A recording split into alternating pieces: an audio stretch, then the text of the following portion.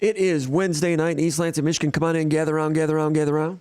My name is Jim Comparoni, publisher of SpartanMag.com. Come on in, let's talk some Michigan State football, Michigan State basketball, Michigan State recruiting. We're going to have Jason Killop on tonight talking Michigan State recruiting as we count down towards signing day, coming up in about, 4 or 5 weeks? Today was signing day for basketball. We'll talk about that probably a little bit as well. We've got questions from the Underground Bunker message board. We'll be fielding those questions here live. Also, join us and put some questions over there in the comments area. We will get to those. And we always like those personal sponsorships. And if you're watching and it's not live, you're watching on demand, you're watching a delayed version of this, you can probably see a link to a tip jar, PayPal tip jar. We do really appreciate support that we've been getting from the PayPal tip jar as well. Hey, give us a thumbs up. That helps with algorithms. Subscribe to this channel. That helps a ton. We're getting close to 6,500 subscribers here on the YouTube channel, as we're kind of hoping to get to 7,000 by Thanksgiving. Might not happen, but we really appreciate the progress we're making and the way this channel has been received. Michigan State fans from all over the world joining us. We have people that watch from Hong Kong, Europe, a number of places, and we certainly appreciate that. So we've got questions that were posted over at the Underground Bunker message board. That's the way this thing works, and I take those questions mailbag style, and we talk Michigan State sports, and we get into it, and also types of questions here in the comments area. We'll get into that as well. Michigan State big winner last weekend in Champaign, Illinois. What was the score? 23-15. That precarious 8-point lead throughout that fourth quarter. Most of that fourth quarter, Michigan State held them off, made some mistakes late. Clock management, overcame it because that defense is really coming around. Pass defense in a run game. Is that true? Michigan State, solid pass defense? I know they gave up 280 yards passing, but a lot of that was while they're protecting a lead, and Illinois went the length of the field twice, did not score once they got into the red zone or near the red zone most of the time. They put up some numbers, were those numbers hollow numbers? Not necessarily, but Michigan State pass defense was good. They gave up that 60-yard touchdown. Amir Speed kind of got a little sideways on that one. Shallow crossing route. That one was messy. But coverage was good in terms of being on the same page. And Michigan State not only was on the same page in pass defense, they were doing it while changing their coverages. In some cases, in the fourth quarter, they were changing the coverage every single play. Not that they played 20 different coverages, but they had a rotation of 3 or 4 different coverages. Did a good job disguising it, which is a 180-degree flip from what they did against Minnesota. Against Minnesota, Michigan State was showing their coverage early, not disguising a thing, and Tanner Morgan was able to come to the line, make a read, and it was just surgical the way Minnesota went through Michigan State. That Michigan State defense that played that day against Minnesota does not exist anymore. Even though Michigan State has had some suspensions and injuries, with Xavier Henderson back and some other know-how throughout the lineup, Michigan State's defense is quite different. I'm not here to say it's a great defense, but they were terrible against Minnesota. If they played Minnesota again today, I think Michigan State beats them. Doesn't help them right now. Michigan State's 4-5. They need a couple of wins to become bowl eligible. 3 wins to get to 7-5 and make a run, maybe playing a bowl game in Florida. That's possible. They'd have to beat Penn State to do it. Some of that will depend on how locked in Penn State is by the time that game happens, Thanksgiving weekend. I think it's possible. I think Michigan State could get that done. And that'd be a great rallying point if they were able to do that and finish with a flurry. Right now Michigan State's 4-5, and I made this point at the Underground Bunker message board. For what it's worth, I think Michigan State, how they played against Illinois, if they can keep that up, which I think they will, they look to me like a team that's, instead of a 4-5 team, they're a 6-3 team right now. I realize you can't go back and change some of those wins and losses. Hey, last year Michigan State went 11-2. I never thought Michigan State was actually an 11-2 team.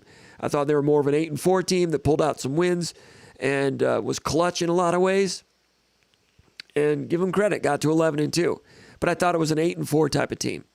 I think this team right now is a 6-3 type of team with a 4-5 record. Not going to win the Big Ten East, of course. Not going to go to the Big Ten championship game, of course.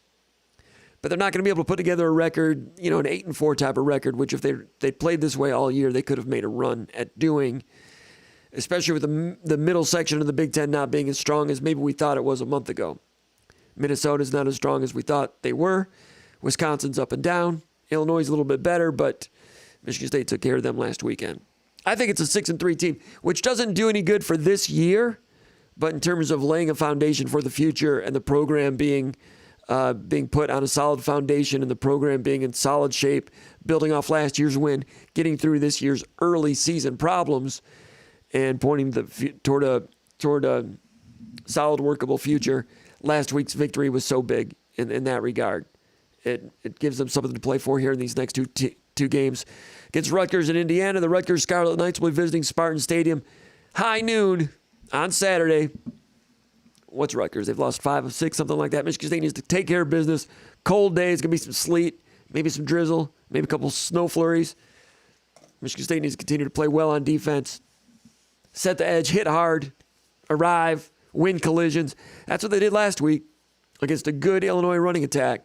And yeah, Chase Brown got some yards, but they pounded that run at Michigan State over and over. Michigan State withstood it. Gave up some little 12-yard runs here and there, but withstood it. Against a good running back, good ground attack, good offensive line. Michigan State changing it up. 4 defensive tackles across the front, physical, correct. Changing up, going some one gap here and there. Xavier Henderson, a big forced fumble. Kendall Brooks playing well. Got a little stinger, a little tweaked. Jaden Mangum came in.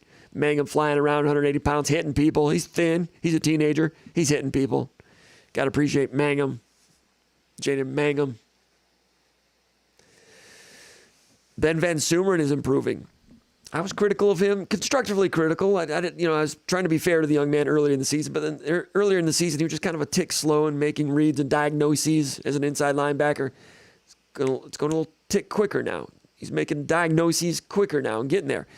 For as big and strong as he is, and as fast as he is, he probably does not translate that to power maybe as well as he could or should at his size and speed. But he did some good things in this game in terms of some outside leverage, squeezing air, leveraging the ball, coming in, making tackles, and doing a great job with that. And they needed him to do well because Jacoby Windman not playing. And when Windman was not going to play, I was like, oh my gosh, look out, fasten your seatbelts. It's going to revert back to September. Not the case. And Van Sumeren had something to do with that. Cal Halladay, Big Ten Defensive Player of the Week. Solid game from Halladay. What do you have? 2 or 3 tackles for loss. Big sack late in the game. Production. I made this point to Mubi earlier this week, and I mentioned it to Conan Dyke yesterday in the VCast. Halladay's always been pretty good. Redshirt freshman last year, freshman All-American. But in this game, I thought Halladay took on more of a look of a veteran. I thought he was making veteran plays. He was shooting gaps, getting in there quickly. Michigan State one-gapping a little bit, and those linebackers turning it loose. That's part of the reason why Halladay was getting in there quicker, because when you're one-gapping, it's more of an attack, quicker type of thing. Not going to do that every single week, but it's something Michigan State can do, and I think they caught Illinois flat-footed a couple times on some of those, which resulted a few times with Deshaun Mallory making the biggest plays of his career. Deshaun Mallory. Nice game for that young man. Third-string defensive tackle about a month and a half ago. Now he's starting a defensive end and doing some good things. All right, let's go to question number 1. And then I've got to find my bookmark to get to the other questions because I didn't get through them all the way I normally do. All right, here we go. Question number 1, Alex from Los Angeles, California. He says, the question is coming. Let me check the audio again, just to make sure. So make sure you guys can hear me. Looks like you can hear me. In the meantime, what do we have here? Let me find, where's the horn? We got an applause right there.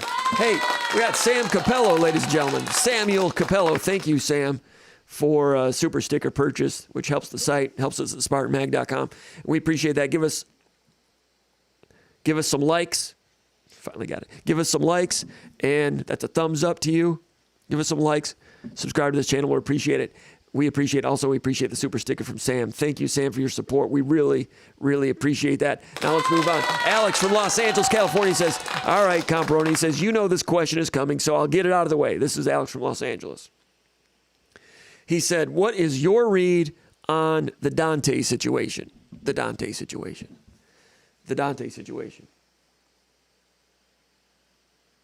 Sounds like a character in Jersey Shore.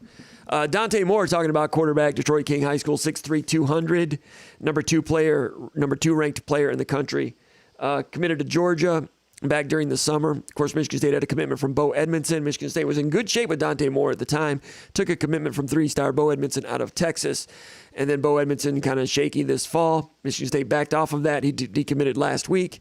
Michigan State's been in with Dante Moore trying to shake that one loose a little bit. Oregon has gone out and had a really good season. Not going to lie. Resurrected the career of Bo Nix. Putting up big numbers out there for the Ducks. Top 10 team. Offensive coordinator at Oregon being mentioned as a possible head coaching candidate at Arizona State. That's a factor. Dante Moore was always excited about Mel Tucker. They had a good relationship. You could see it. I saw it firsthand, witnessed watching them in the room, interact a little bit as much as you can at the Ferris State camp at Big Rapids. Not last summer, but the summer before. Dante Moore, big-time quarterback, y'all. Dante Moore is the most talented high school quarterback I've ever seen in the state of Michigan. That doesn't guarantee he's going to be great at the college level, but I'd be surprised if he's not successful at the college level. Arm, accuracy, quick release, mobility, makes reads to all fields, mature guy. I'm trying to think who I would say up to this point was the most impressive high school quarterback I've seen in the state of Michigan. Drew Henson was no joke. You know, saw highlights of him. That was before the internet. Kirk Cousins was pretty good, but he was kind of a late bloomer. But I've not seen a guy in the state of Michigan play quarterback like Dante Moore. And Michigan State's getting in on him, trying to shake him loose. My ear to the ground, I've got my ear to the ground on that one a little bit. Spoke with some people at Detroit King. Jason Killop did also, and it's gonna take some doing for Michigan State to get back in there. I've detected that Michigan State is making progress there. He's committed to Oregon, so Oregon's the favorite, right?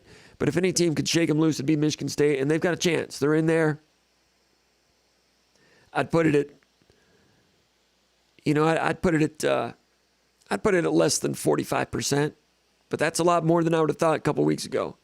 And if you're Michigan State right now at this point, you'll take it. 5 weeks to go. Try to keep making some progress on that. Signing day coming up. Just makes you wonder what would have happened if Michigan State had not taken Edmondson and just stayed the course with Dante Moore. Now, Oregon's got a lot to offer in the name, image, and likeness department, not only as a player, but after your days at Oregon, and they are selling that. But Michigan State is mobilizing to answer the call in that area as well. To what degree? We'll have to wait and see. Oregon's got a lot to offer, but one thing that Oregon does not have to offer is family and friends nearby to watch him play every single Saturday. And all the road games, too. Almost all the road games. That's something.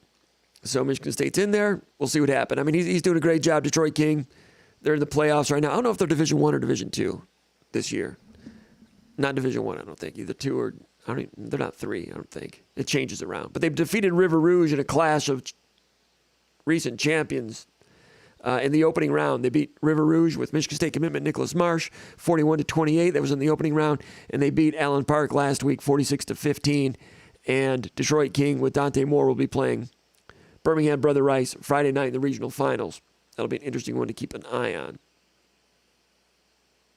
Question number 2.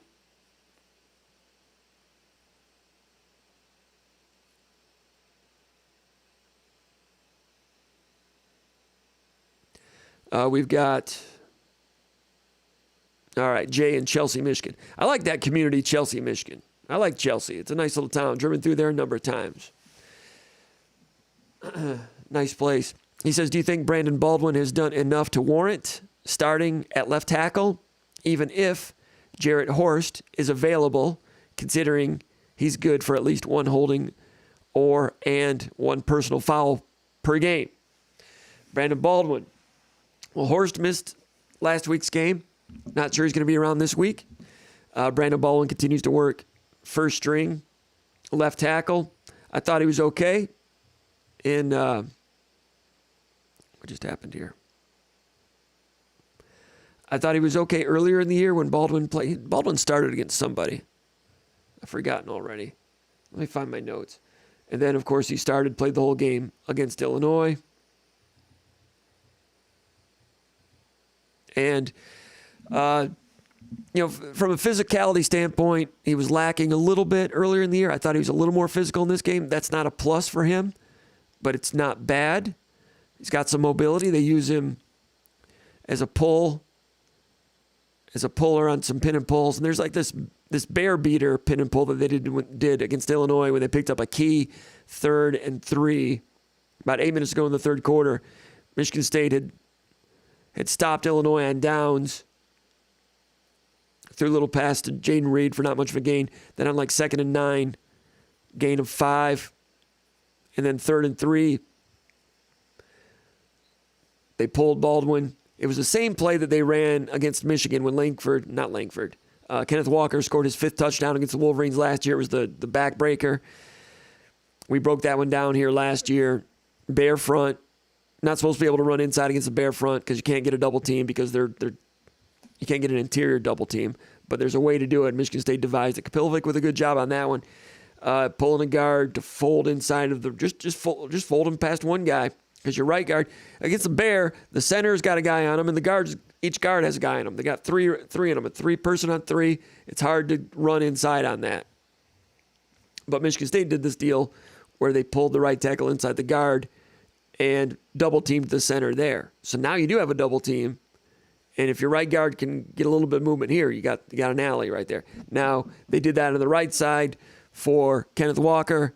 Touchdown, 5th touchdown of the game last year against Michigan. This time, they didn't pull the right tackle. They pulled the left tackle, Baldwin. Same thing, double team the center. Baldwin did. And the left guard, Duplain, a little bit of an alley. Jalen Berger up the middle. But Sidney Brown, safety for Illinois, excellent player. Sniffs it out. He's in the hole. And Matt Millen kind of struggled, I thought, with his color commentary in the game, his analysis. That one he got right. Laid it all out, what was going on there. Sidney Brown met him in the hole, and then it's just an Oklahoma drill. Berger getting low, going through him, kind of met at 1 yard. As well as that was blocked, he was still met at 1 yard past the line of scrimmage. And it was all Berger from that point. Threw him, got the first down, through contact, powering forward, gain of 4, 1st and 10. Big play, 3rd and 3. Baldwin did a good job on that one to set that one up. Baldwin had a couple other good plays. Let me see if I can find my Illinois. Here we go. Because I've got some other Baldwin notes. What we got here? Got Jason Killop's going to be calling here in a minute. Then we got Big Movie coming up, talk some football. Yeah, that was 3rd and 3, the 32-yard line, 7 minutes to go. That was a big one. Big one. On the first touchdown, 3rd and goal, the 2-yard line, Mosley in motion, declares man-to-man. Mosley in the back of the end zone, little crossing route touchdown. On that one, Baldwin struggled a little bit with 59 on a counter move to the outside, but he got enough of him to give Thorne just enough time. And, Thorne on that one, that touchdown at the 2-yard line, Thorne was throwing from the 11-yard line. He had shotgun, and then he dropped back. That play took a long time to develop for a 2-yard touchdown. Well, it's in the back of the end zone. It's a 10-yard pass, but he's throwing from the 11, which makes it about a 20-yard pass. Baldwin had to hold off there against number 59, who is a good-looking pass rusher for Illinois. Also, third quarter, first play of the second half, trips to the right, tight end of the boundary, outside zone to the boundary. Berger cut it up early and got a good kick-out block from Brandon Baldwin on that one, gain of 13. By the way, very next play, Jaden Reed in motion. They fake a jet sweep to Reed. It's a counter handoff to Berger. Tyler Hunt with the best block of his life, pancaking number 30, Sidney Brown, pancaking him, gain of 12. That's kind of a new play there. Tyler Hunt was not perfect in this game, but that was the best block of his career. Back-to-back plays to begin the second half as Michigan State regained momentum early in that second half. Brandon Baldwin, what else do I have notes on him? There's an outside run on 1st and 10, red zone in the first quarter. Baldwin lost to stand up outside linebacker number 5. Can't remember his name. Number 5 set the edge, knocked him back a little bit on an outside zone. Collins loss of 4. So it's an outside zone to Baldwin's side. So Baldwin's moving zone, and the outside linebacker moved him back, which set the edge and gummed up the play. So Baldwin, not physical on those zone plays. But I just mentioned the first play of the second half when Baldwin had a good kick-out block, gain of 13. All right, 3rd and 7 in the fourth quarter. 3rd down and 7, 12:41 to go. That's the pass where Jaden Reed was ruled out of bounds, incomplete. But on that play, Baldwin was very good against the outside linebacker 49, Seth Coleman. And so Seth Coleman is going to be a good pass rusher. 6'5", 240 for Illinois, number 49. Coleman's number 13 in the country in quarterback pressures with 27 of them. 6'5", 240, outside linebacker, runs the hoop well. That's who Baldwin was blocking on this play, the play when Reed was ruled out of bounds. Baldwin very good, bending his knees, quick feet, long arms to protect against Coleman going to the outside. Got his hands on him and maintained pressure all the way back. Good singular pass protection there against an Illinois team that's done well in pass rush all year. Baldwin was good.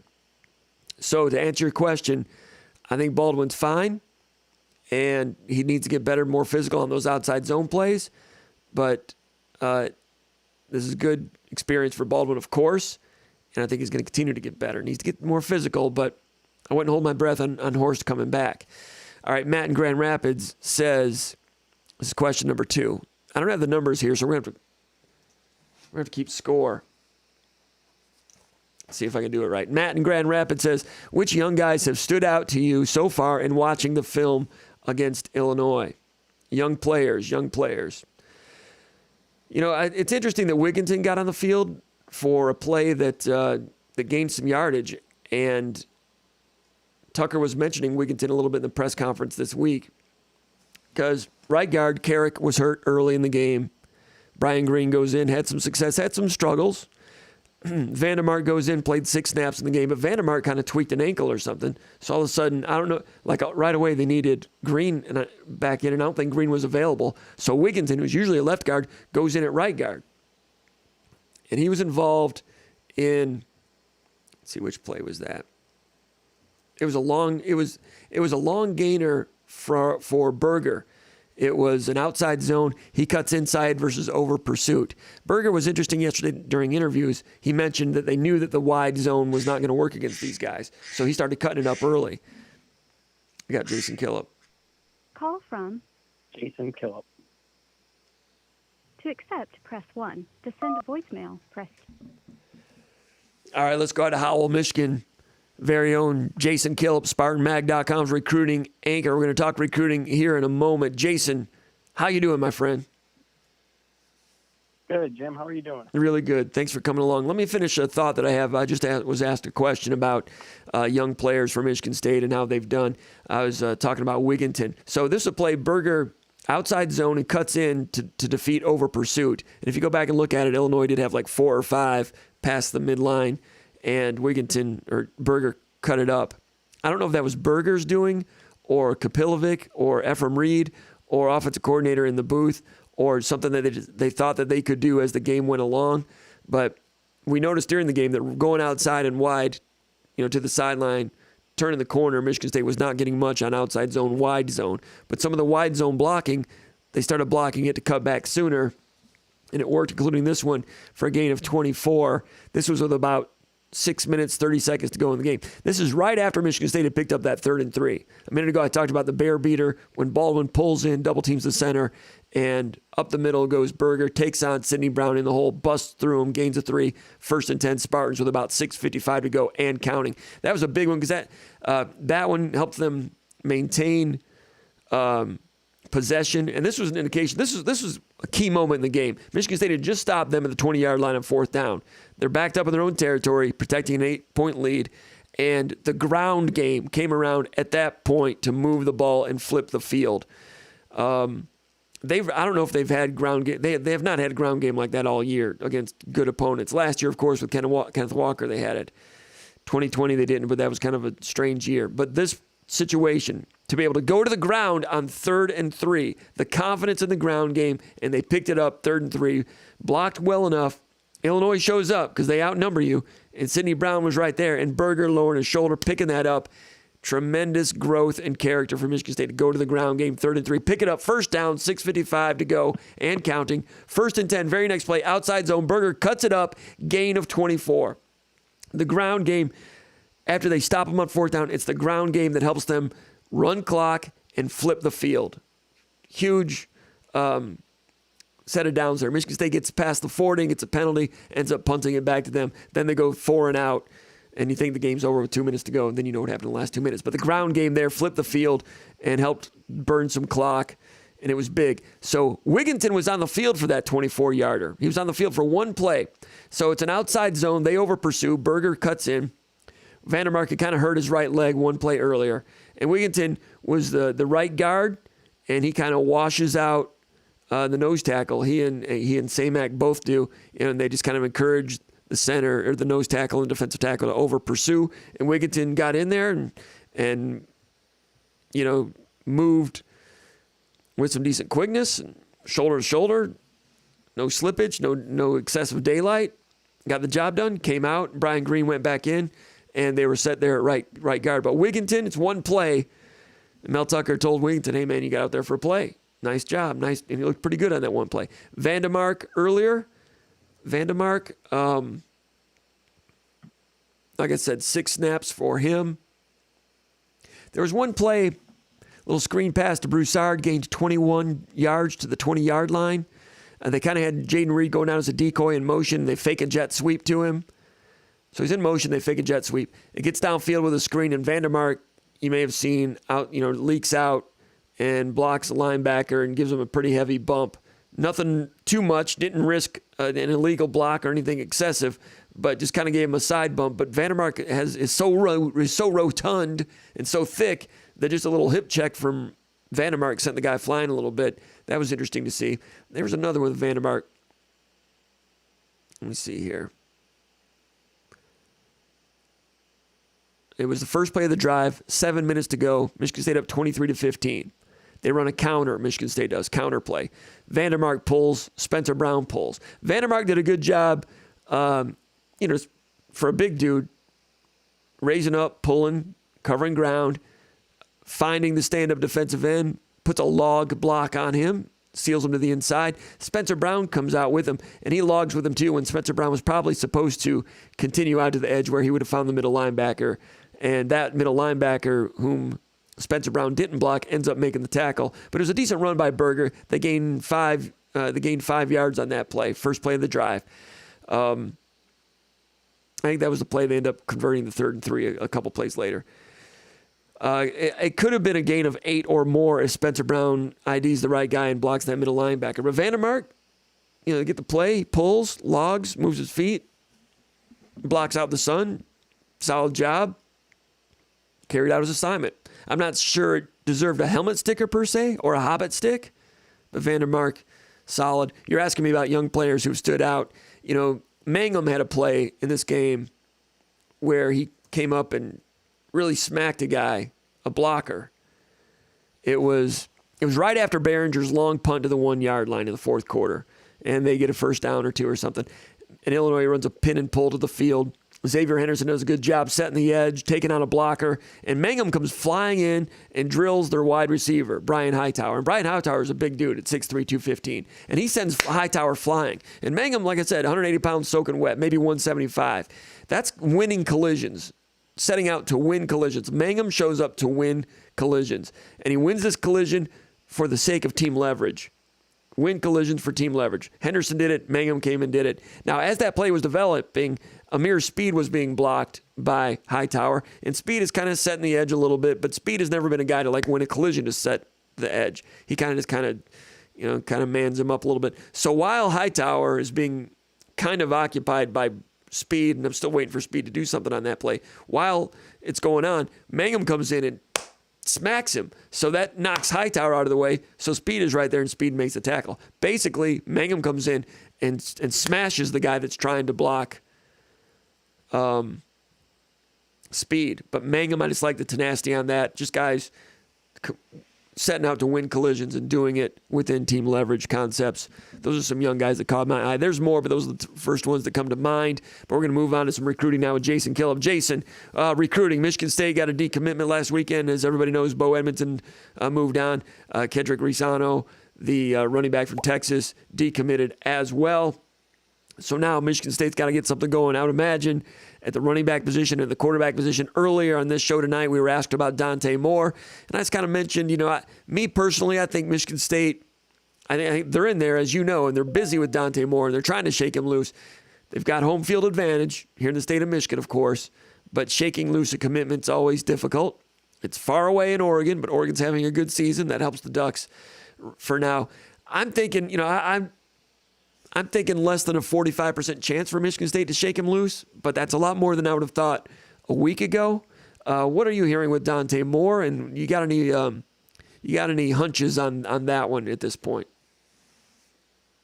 Oh, yeah, I think the way you laid it out at the top of the show was perfect.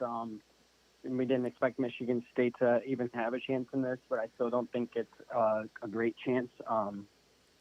Oregon, and that'll be a tough one to flip off of. He really likes Oregon. He has a good relationship with offensive coordinator Kenny Dillingham, and currently Dillingham, there's rumors that he and Arizona State or he's being linked to the Arizona State job.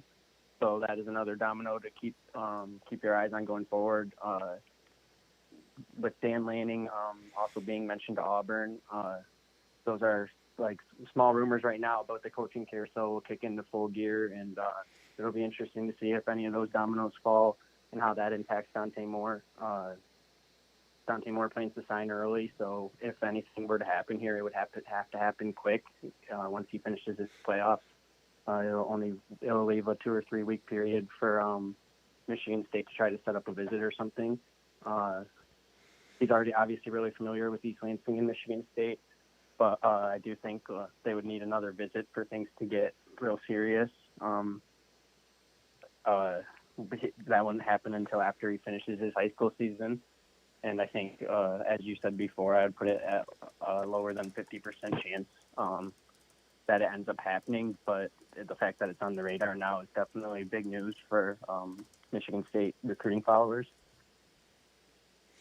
And you and I have seen Dante Moore at the camps interact a little bit with Mel Tucker. There's no question he had an affinity for Mel Tucker and an interest in Michigan State when Michigan State took the commitment from Edmondson. It's obviously hard for Michigan State to circle back and get back involved, but what they established back then makes it possible. And Michigan State thinks they have a chance, and they're going hard after him, as they should, because I think this kid is an amazing talent. And it would be a huge boost to the program and to this recruiting class if they were able to get Dante Moore. And Dante's not saying a whole lot about it right now. He's trying to win a state championship, but it certainly is interesting. Now, as far as running back recruiting goes, with Risano decommitting, and he said when he decommitted he's going to continue to look at Michigan State, 4-star running back from Texas. Usually when someone decommits, they've got a reason for it, and it's really hard to reel someone like that back in. Sometimes it happens, but I think Michigan State is still talking to him, but ready to move on. You've talked to some running backs lately, and we'll talk about those guys here in a moment. A couple guys from Georgia, T.J. Harvison, and I think Jalen Johnson, and then Javen Simpkins from Miami Norland High School. Tell me about each of those three and any other running backs that you see on the radar. We can take those one at a time. Which one would you want to talk about first as Michigan State looks for running backs to add to this class? Oh, yeah, definitely. For running backs, I think you can see a clear strategy plan for Michigan State as far as how they're handling the running back board. They're bringing in a lot of kids on unofficial visits. We'll get into each one of them. And I think it's important that each is an unofficial visit, and then that gives the staff the opportunity to be selective with who they invite back up for a second for their official visit. Some kids may decide to sign in December. Some kids may decide to sign in February, so Michigan State can get a read on that when they get the kids on campus, and maybe have a kid come back in February or come back in January who decides to sign in February, and have them come back for an official visit, kind of put some kids maybe on the back burner while they wait for other kids.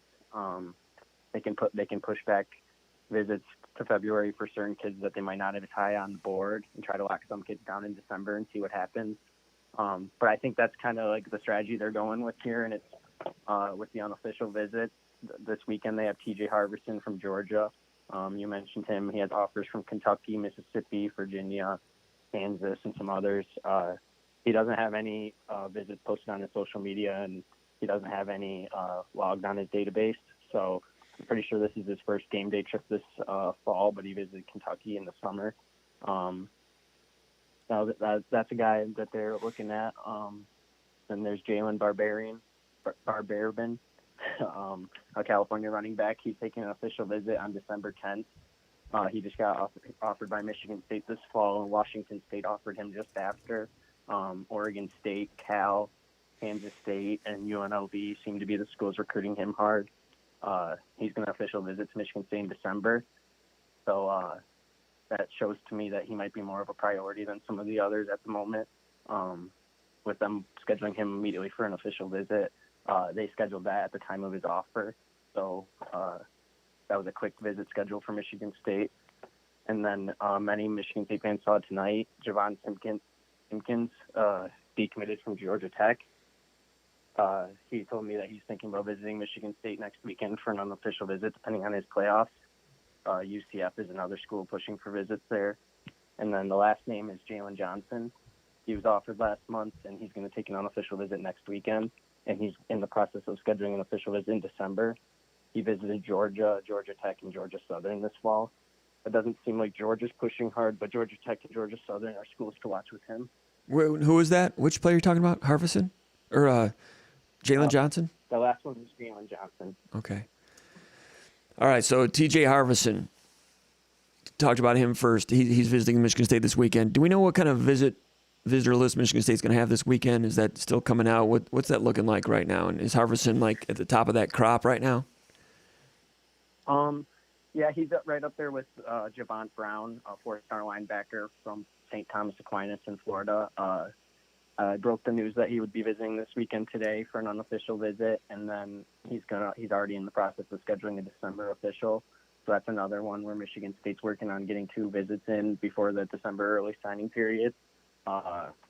Brown, the linebacker from St. Thomas Aquinas, he has a really strong offer list, but he'll be seeing South Carolina for an official visit next, and then look out for Florida to get an official visit as well. So that'll be a contested recruitment for Michigan State that they're kind of throwing their hat in a little bit late on, but they've been in contact with him throughout the fall. So that'll be an interesting one to follow going forward, especially the potential for 2 visits in about a month. Talking about Javon Brown, got a picture of him right here over my shoulder. 4-star run, Jarvont Brown. I'm not sure if I'm pronouncing that right. 6'1", 220, Fort Lauderdale, St. Thomas Aquinas, 4-star recruit, 5.8 ranking. He's visiting unofficially Michigan State this weekend. Watching him play, kind of a thicker lower body type of linebacker. He's got the ability to be a thumper, in my opinion, kind of a Darius Snow thumper. He's somewhere between, he's got a little bit of that Percy Snow lower body build to him. Those of you that are old enough remember what Percy looked like. This guy, Jarvont Brown, kind of has that look as well. Decent speed, probably needs to get a step quicker sideline to sideline. And if he did, he'd probably be a national top 250 guy. But Fort Lauderdale, St. Thomas Aquinas visiting this weekend unofficially. What are the other schools that are involved with Jarvont Brown right now? He will see South Carolina next for his first official visit, and then Florida is another school to look out for an official visit. All right. So, I mean, that's big boy recruiting down in the Southeast. Florida, South Carolina, Michigan State going down there. It's going to be cold this weekend, so that's a kid from Fort Lauderdale. I mean, he'll see what it's all about. I remember 15 years ago, Michigan State had they had a couple of 4-star guys in from Florida, and I can't remember exactly. It might have been that Cedric Henry class, Broderick Nelson, Josh Shaw. I think it was those guys. I don't know if they were all in the same class, but at least 1 or 2 of those guys, as I remember it, just trying to think right now.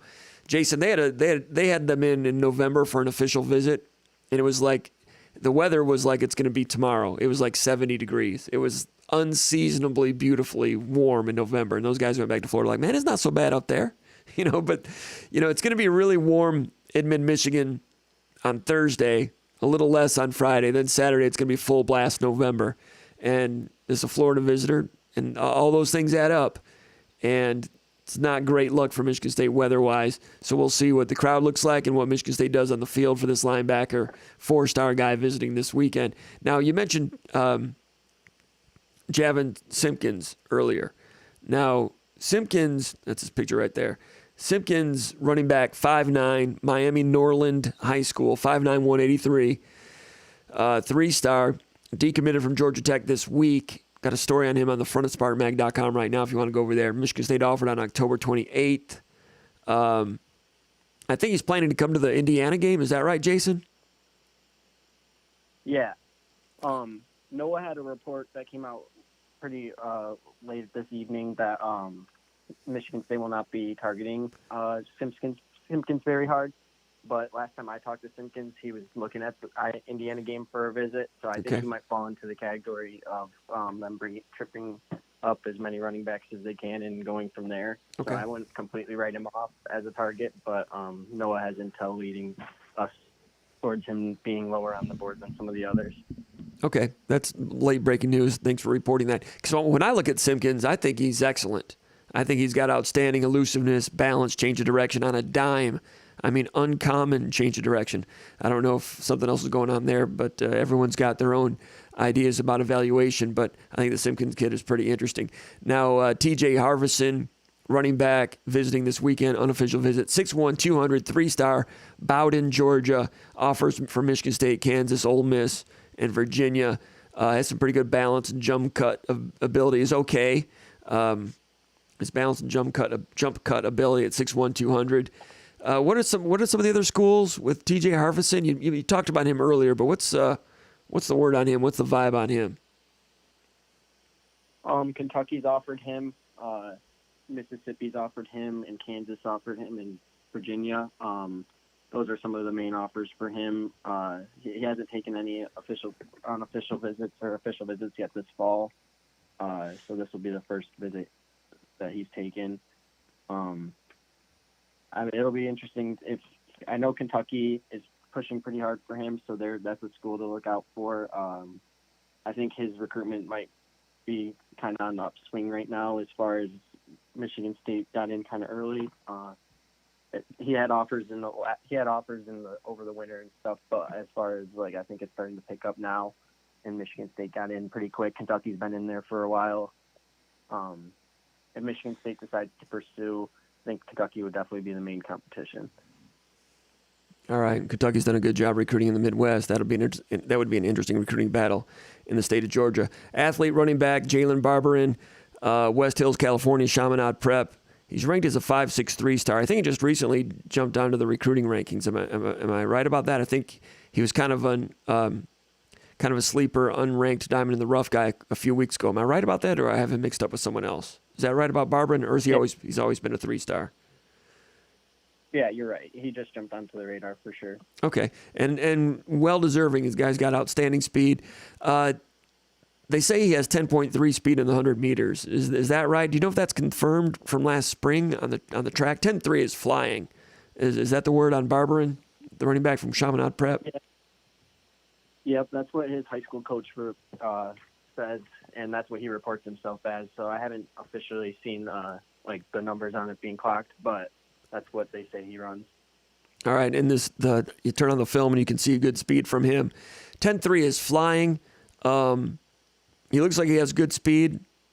10.3, I mean, I'll take his word for it on that. He reminds me of DeAndre Cobb a little bit. Those of you that are old-time Spartan fans that remember the John L. Smith era, 2004 DeAndre Cobb, they used to do that counter draw, and he could take off and really run. He's a very good kickoff returner. DeAndre Cobb had very good speed, but maybe even more importantly, could go from 0 to 100 in an instant. His acceleration, his burst was outstanding.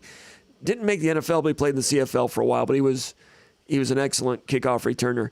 This guy, Jalen Barberin, from California, late bloomer, sleeper type recruit, just now getting on the radar as a 3-star. Reminds me of DeAndre Cobb a little bit. Straight line speed, burst. That's a heady comparison because Cobb was high end in those areas. But the DeAndre Cobb I'm talking about is the DeAndre Cobb as a junior and senior after a couple of years of junior college. Barberin, of course, is a high school kid, teenager.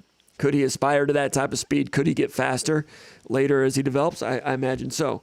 But Michigan State always looking to get faster, and this guy Barberin's got that kind of speed. And he's was he originally going to visit in October, and now it's going to be December, or has it always been December with him? I think it's always been December with him. When he was offered, they quickly scheduled an official visit with him, and going into his senior year, he only had 4 offers. or 5 offers, and Michigan State became the 6th. And then just after that, Washington State offered. So he really was off the radar for a lot of schools going into the season, and Michigan State showed some evaluation skills there to get on the radar with him and quickly schedule an official visit. All right, there's 4 interesting running backs we talked about tonight. T.J. Harvison, visiting this weekend from Bowdoin, Georgia, 3-star. Jalen Barberin, a rising 3-star from Chaminade Prep in California, official visit at Michigan State in December. That's the DeAndre Cobb type guy. Jalen Johnson, Appling County High School in Bexley, Georgia, 5'10", 195, 3-star, number 74 player in Georgia. And that guy's gotten offers from Arkansas, Florida State, Louisville, Ole Miss, South Carolina, Syracuse, Tennessee. Michigan State offered on October 30th. You look at his film, he had a 98-yarder in a game a couple weeks ago. And the backside safety kind of closed on him in close speed. He had to make a move on him to go ahead and score. But the backside safety, now it's Georgia. There's a lot of guys out there. There's a lot of D1 players all over the field in a lot of those games. But the backside safety was faster than he is. But he's got some elusiveness, some power, some balance. Jalen Johnson, an interesting one. Have we talked about him yet? No, just a little bit. But he's going to visit next weekend, and then he's going to come back for an official visit in December. That's his plan.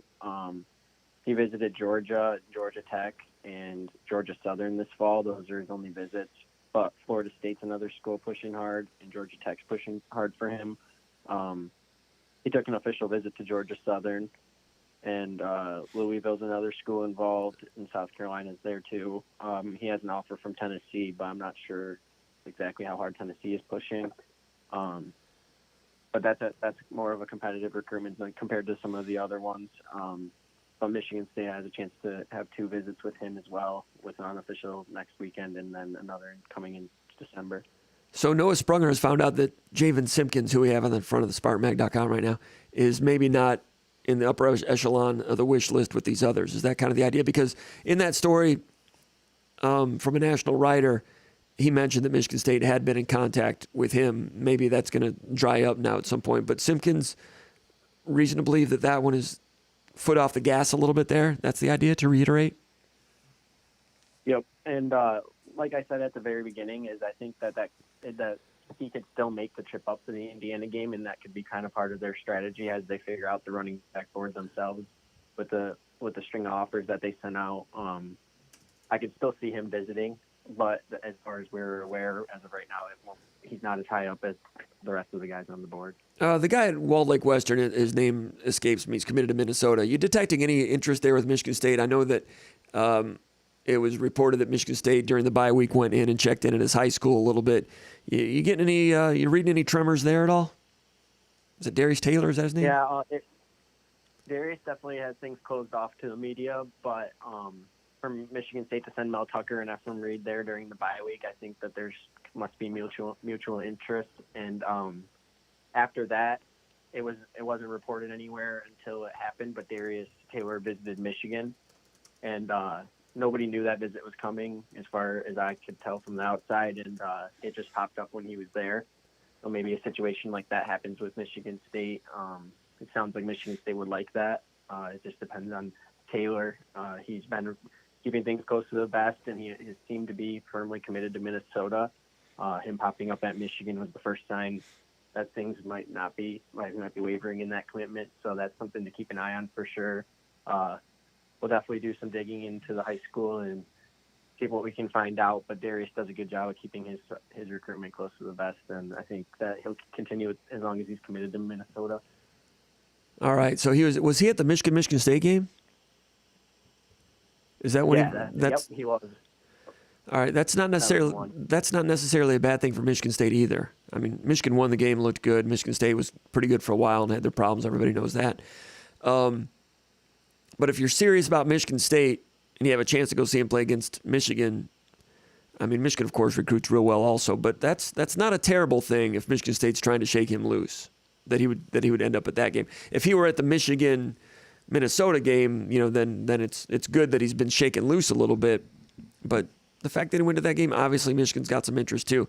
And I can see why. This guy's got some straight line speed. Reminds me of Jeremy Langford a little bit, this kid from Walled Lake Western, committed to Minnesota, ranked number 11 player in the state of Michigan. So that's an interesting one to keep an eye on. Any other players that you want to talk about that are kind of interesting on the radar right now before we let you go? We can go over the guys visiting this weekend. There's just a couple at the short list. So there's Sid Kaba, that's 6'3" defensive tackle from Columbus. Over the summer, he got offered and visited Michigan and Penn State, but as of now, it doesn't seem like either school is pushing super hard for him. Michigan State just recently offered, and he'll visit with a 2024 teammate of his, a 3-star athlete, Cameron Frazier, both from Kip Academy in Columbus. So he'll be on campus over the weekend. I think Michigan State is just keeping him warm for now.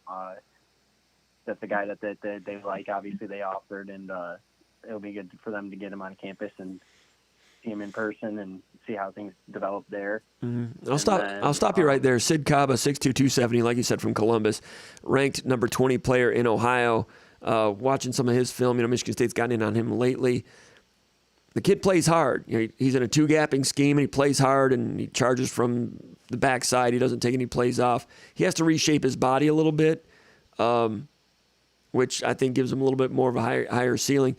2-gapping at 6'2.5", shows some rotund toughness in there, and he kind of reminds me a little bit of the way Deshaun Mallory is playing right now. Deshaun Mallory's about 6'2.5", and he's 280. This guy, Sid Kaba, when he gets to college and gets in shape, I think could be a Deshaun Mallory type of guy. Michigan State keeping an eye on him, as you said. Michigan State's not offered yet. Is that right? Or did they? No, they just recently offered. They did offer. All right. That's an interesting defensive lineman to keep an eye on there in the Midwest. What else were you going to talk about? And then just a couple early visitors for the Indiana weekend that I thought are pretty noteworthy. 2024 commitment Jamari Howard from Florida is going to be back on campus, and he visited Michigan State for the first time earlier this fall. I'm trying to remember which game it was. I can look it up. But he visited Michigan State earlier this fall and made a commitment afterwards. And he'll be back this weekend, which is important for Michigan State. Just did a commitment that far in advance from a South Florida kid. Getting him back on campus is a good sign. He hasn't taken any other visits yet this fall, so that is another good sign. But Michigan State will obviously have some more recruiting to do with him, even though he's committed this early on. And that's he's a junior right now at Westland, Hialeah, Florida. I don't know if I'm pronouncing that right. I've been writing that word for 25 years. I'm not sure if I've ever pronounced it right. But he committed to Michigan State in September, like you said. He's a 5.73 star. That's kind of a high 3-star. Number 56 player in Florida, 6'3", 180, athlete. Do you know what position Michigan State's recruiting him as, this junior commitment from Florida, Jamari Howard, who's visiting this weekend? Cornerback. Corner? Big, tall corner. Yeah. Okay. And what else? What other players you got on your radar there you want to talk about? And then the other 2024 guy I want to talk about visiting next weekend is Xavier Sims from Durant, Oklahoma, and he trains with the C4 Sports Performance Group and Sean Cooper, who many Spartan fans might recognize has become a really active voice for Michigan State down in Oklahoma. And he trains by Joe, Michigan State 2023 commitment, and Xavier Sims, 2024 target. He's a 4-star, ranked 172 in the nation, and the number 11 strong side defensive end. And then they also trained David Stone when he's home in Oklahoma before he moved to IMG, and he's still closely connected with all three of the Sean Cooper and the other recruits. So Stone visited Michigan State for the Wisconsin game and had really good reviews. He's very open about his top group being Michigan State and Oklahoma. And it seems like as of now, Michigan State has taken the lead over Oklahoma, but it's early for him. And Oklahoma has had a lead for a long time before now. So that would be an interesting battle going down. It will go to the wire no matter, even if he makes an early commitment to either school. No one's going to stop recruiting him. So for David Stone, he really likes Michigan State, and Xavier Sims will be here this weekend, who's closely connected to him. All right. Do you know what other visits David Stone is? What other schools he's looking at here in the near future, by any chance? Right after the Michigan State visit, he was going to see Oklahoma, or he was going to go see Oregon, but he canceled that and said he wasn't going to take any more visits this fall.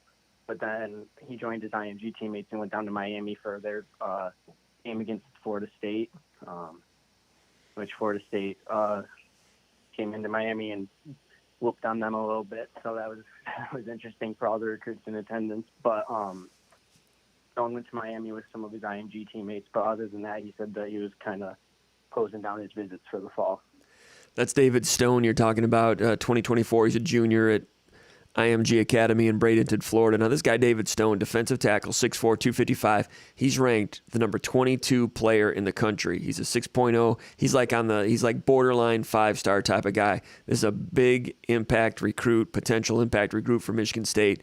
State's been in on him a little bit. They've impressed him. They've got connections like Jason just talked about, but one to keep an eye on, David Stone.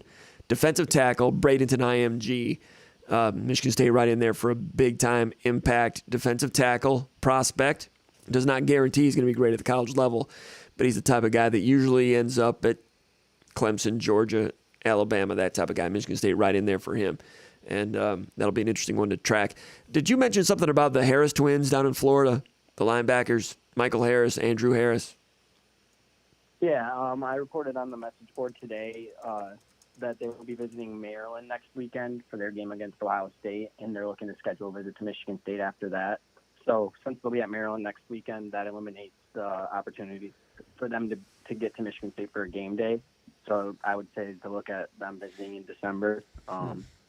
But they're definitely interested. They've told me for a couple months now that they were planning on visiting, but now is a good time to announce with that I'm going to be at Maryland next weekend.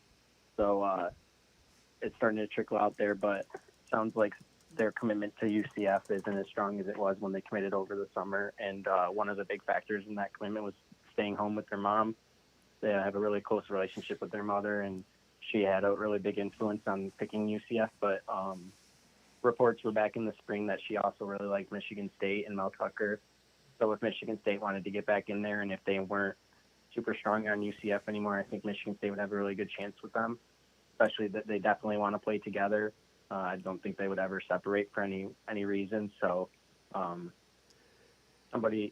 they don't go to UCF, Michigan State and Maryland are definitely the two contenders. That's who he had in his top three when he committed, and that's who he's looking at now. So that's who they're both looking at now. So yeah, like I said, I think Michigan State could gain some real traction there if things shake loose.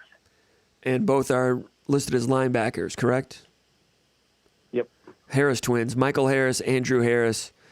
You may remember the coverage. Those of you that are listening, Michigan State, we covered them pretty extensively during the summer from Altamont Springs, Florida, Lake Brantley, Florida. You know, Michael Harris, 6', 198. Andrew Harris, 6'2", 190. They committed to Central Florida back then, and it was kind of they kind of put together an extravagant video. They had a lot of fun doing it, but I'm not super shocked they opened it back up. Michigan State's still in there with them a little bit, like you mentioned. But Jason, I'm going to let you go. We got Big Movie calling in. Do you have anything else, or want to catch it next week? Sounds good. Hey, Jason. Thank you for having me. Thanks, Jason. Great to have you on. Let's go out here. Call from. Big move. To accept, press 1. To send a voice. All right, let's stay right here in East Lansing. Bring in Ron Big Movie Armstrong. He's got a bigger smile on his face this week than did last week. Michigan State going down to Illinois, putting together a really well-organized, physical, heartfelt performance to defeat the Illini last weekend in Champaign. I was surprised. I wasn't sure what we'd see with Michigan State after what had happened, and wasn't sure what we would see without Jacoby Windman on the field. Turned out they were just fine, better than fine. I was surprised. I don't think Big Movie was all that surprised. Big Movie, you told me, you watch these guys. I wouldn't be surprised if they really come together and put forth a really good effort in Champaign. And Ron, you were right. You know, I think that's the sign of a football team that they able to, all the cliches, but you really see it on the field that they really just focus on, the voices inside the program and inside the building, and not, all the chatter and the noise that's going on outside around them. And they, you heard the kids say they see it and hear it on social media and all that. But, the fact that they're able to block it out and go put together a good performance, with all the chaos and whatever was going on last week, they just got on the bus and, got on the plane and went down there and played a good football game and came away with a W. So, like I said, man, whatever they're preaching over there, it's taking a hold because you don't see the emotional roller coaster. You just, like I said, the kids they just show up every week and they play their tails off last week. And so, kudos to them, kudos to the staff, and like I said, it was a big time win for us and some medicine that the program needed. Medicine is a good way to put it. And coming off that field, they felt good about themselves, and they weren't surprised. They expected to win that game, and you can tell there's no let up.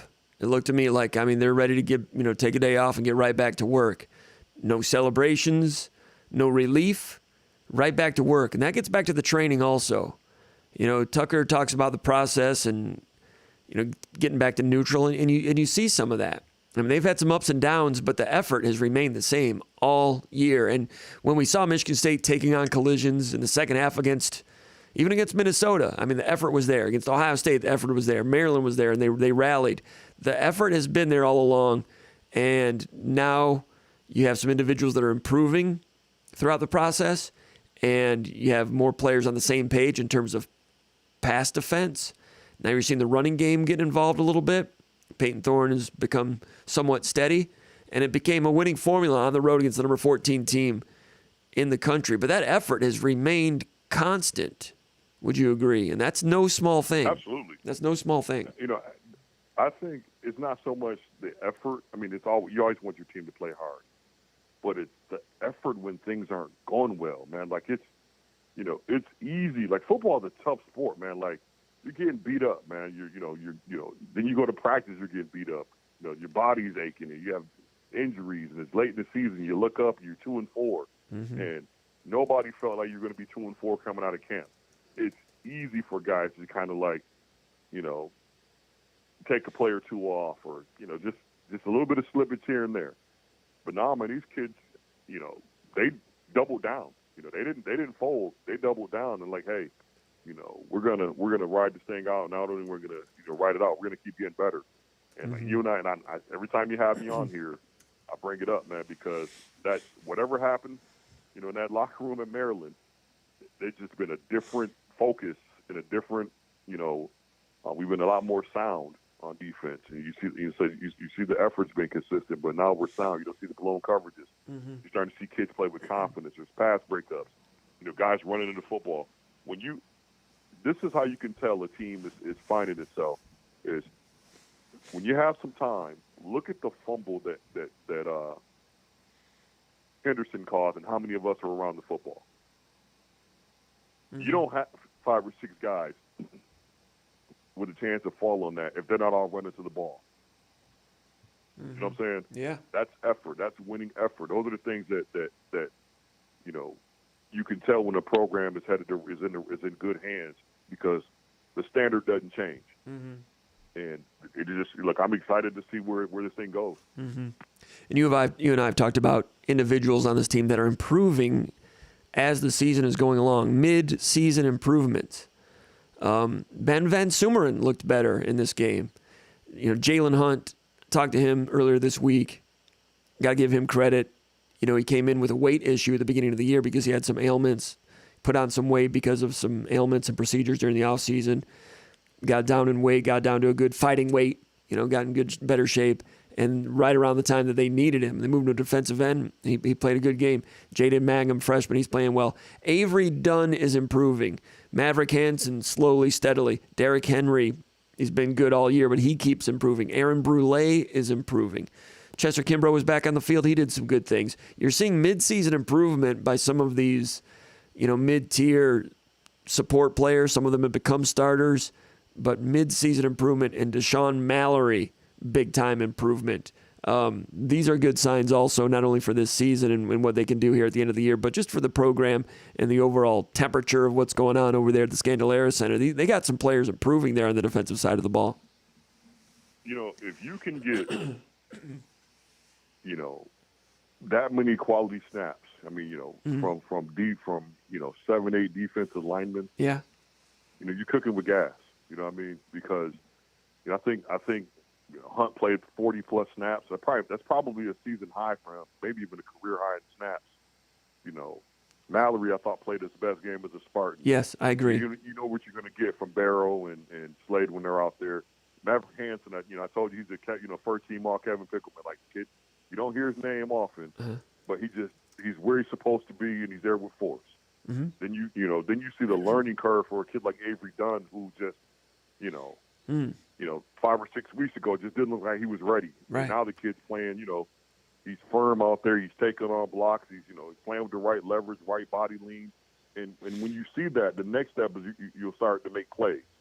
When the kid's kind of swimming, they're a beat late. But when you get your legs under you and you're starting to see the field and feel confident in your technique and where you're supposed to be, the next step is to make some plays. And I think he's on the edge of that. Yeah. And Deshaun Mallory, you mentioned he's playing his best football. That's what I had in my notes here. Going through that game, there was one play where I was like, wow, that's the best play Deshaun Mallory's ever made. And then the next snap, he made a better play. I was like, wow. He had, earlier in the year or last year when he's come in emergency situations, it was good just that he could just be a solid, firm body out there, not getting washed off the line of scrimmage. Now he's dispatching blockers and making plays. Feel good for that guy because that's a guy that had a lot of weight, played some defensive tackle 3 years ago, had a steady role, dropped a lot of weight, maybe too much weight, and lost some of that physicality as a defensive tackle last year, fell out of the playing group. And it looked like he was going to be out of the playing group again this year. And then they had problems at defensive end. They moved him over to the defensive end out of necessity, and he was just kind of okay, and he was okay against Michigan. Then against Illinois, Deshaun Mallory went out there, and he was a plus player at times, Ron. Plus player. Absolutely. What I thought was this was the first game I saw him control people with his hands. He got in a few guys. Yeah. And were able to disengage and make a play or set the edge firm. And won some plays with effort. There was a few times where and maybe he just wasn't in the shape he needed to be in. That I didn't think his effort was winning effort. But the last last few games, the kids just turned it up a notch. And with success, man, you want more of it, and you can see these kids are hungry and they're learning. And like I said, midseason, when you see guys just like the light switch go on midseason, that means there's some work being done in practice, and it's in the film room, in the meeting room, and now you're seeing it translate to game day. So I'm excited for the young guys, and I'm glad to see them have some success. Because like you said, there were some struggles early. They might not have been ready to play, but they kept working, and now you're seeing they're seeing the fruits of their labor, if you will. Mm-hmm. And Mallory, some plays inside against the run. Also, there was a play in the pass rush. Third quarter, 5 minutes to go, 2nd down and 7. Illinois at their own 35-yard line. And Mallory comes up, pretty decent shoulder club and a rip on a pass rush. And then he ran the hoop a little bit at the end and gets a pressure on the quarterback, incomplete. And just, the upper body with some moves. And then he actually had the footwork to run the hoop at the end. And I'm looking at him at 285 and what he can do in terms of handling his strength out there defensive end.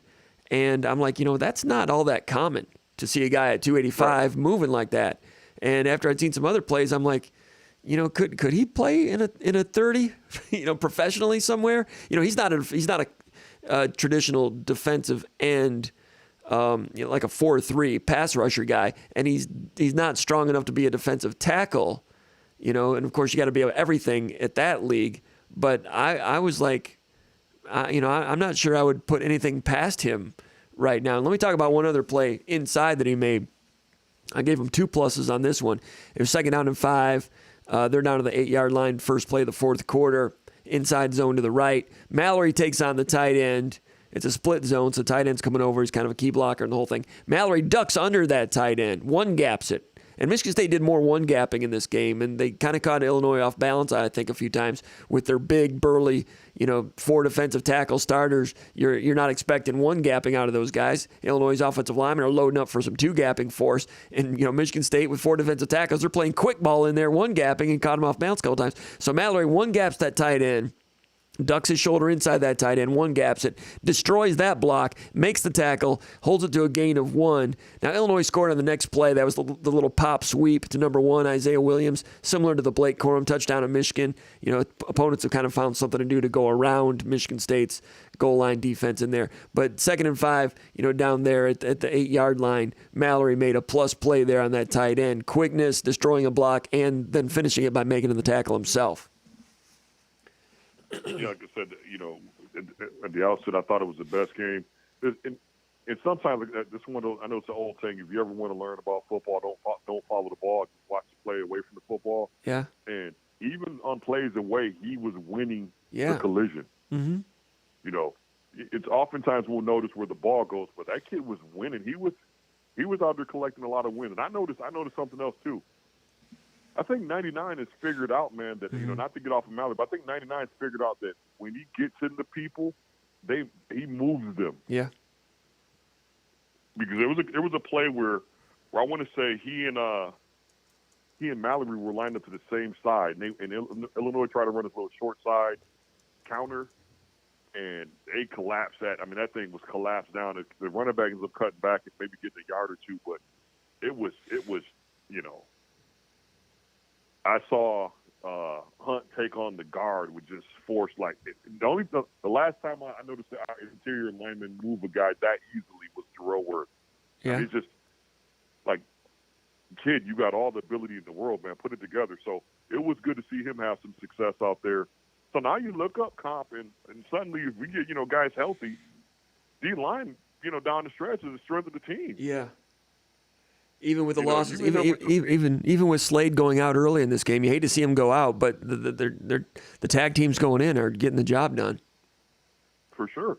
You know, we still need some pass rushers, man, but, you know, those guys are firm, you know, against the run. I think, you know, Illinois kind of figured that out. Like, man, these guys are, you know, they're tougher to run against than you think, you know, when you look at the in-game numbers and some of that stuff. And, like, well, look at the yards per attempt and something, you know, but I thought that four D tackle lineup, you know, kind of caught Illinois off guard. Yeah. You know, that was probably a little bit more beef and a little bit more toughness than they were prepared for. And I don't think they ever adjusted to it. Mm-hmm.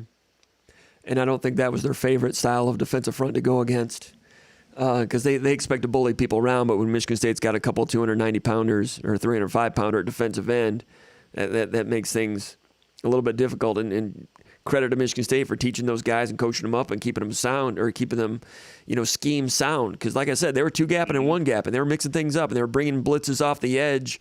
And when they did that, you didn't have defensive ends out there with the edge blitzer with 2 guys in the same gap. When you had to, whether it be Xavier Henderson or Aaron Brule or Kimbrough a couple times blitzing, the corresponding defensive end was inside a gap rather than being out there and overkilling it. You know, so I mean, they were on the same page. Guys and running each other's footprints. Yeah. Sure. Yeah, there was some. I know some other adjustments, like, you know, seeing you know, you talked about Van Surmer, and there was a couple of times where he did a good job carrying the 3 receiver down the hole. I mean, there were some guys who were assignment sound last weekend, you know, for a lot of snaps, you know, and you know, people, you know, and for good reason. I think Amir Speed has been the target of some criticism for good reason. You know, a player too. But I thought he was better after I watched the film than I thought live. You know, live I thought, you know, this kid kind of, but I thought as I watched the film, he was better than watching. I recall watching the game live. Okay. What happens is Zero over there is playing at such a high level that whoever's the corner away from Brantley needs to be ready to play, because they're not really throwing over there and they're not testing Zero that all. I think Chuck Brantley, when it's all said and done, is going to be all Big Ten. Yeah. And I don't think that's a stretch. I think that kid's his potential is sky high. Man, that kid could just play. Only time I've noticed he gives up plays is when he gets a little bit nosy, and it seems to be in that cover 2 look where he's kind of squatting and gets caught looking in the backfield. It's drop one over his head. I mean, that's happened a couple, 2-3 times. Mm-hmm. And, you know, he'll get better from it. You know, he'll get better. But I think when you have corners like Chuck, you got to live with some of those, you know, because, you know, he's going to be right more times than not. You know what I mean? Mm-hmm. I think I found the play you're talking about with Jalen Hunt. Early in the second quarter, 2nd down and 2, Illinois is at their own 19-yard line.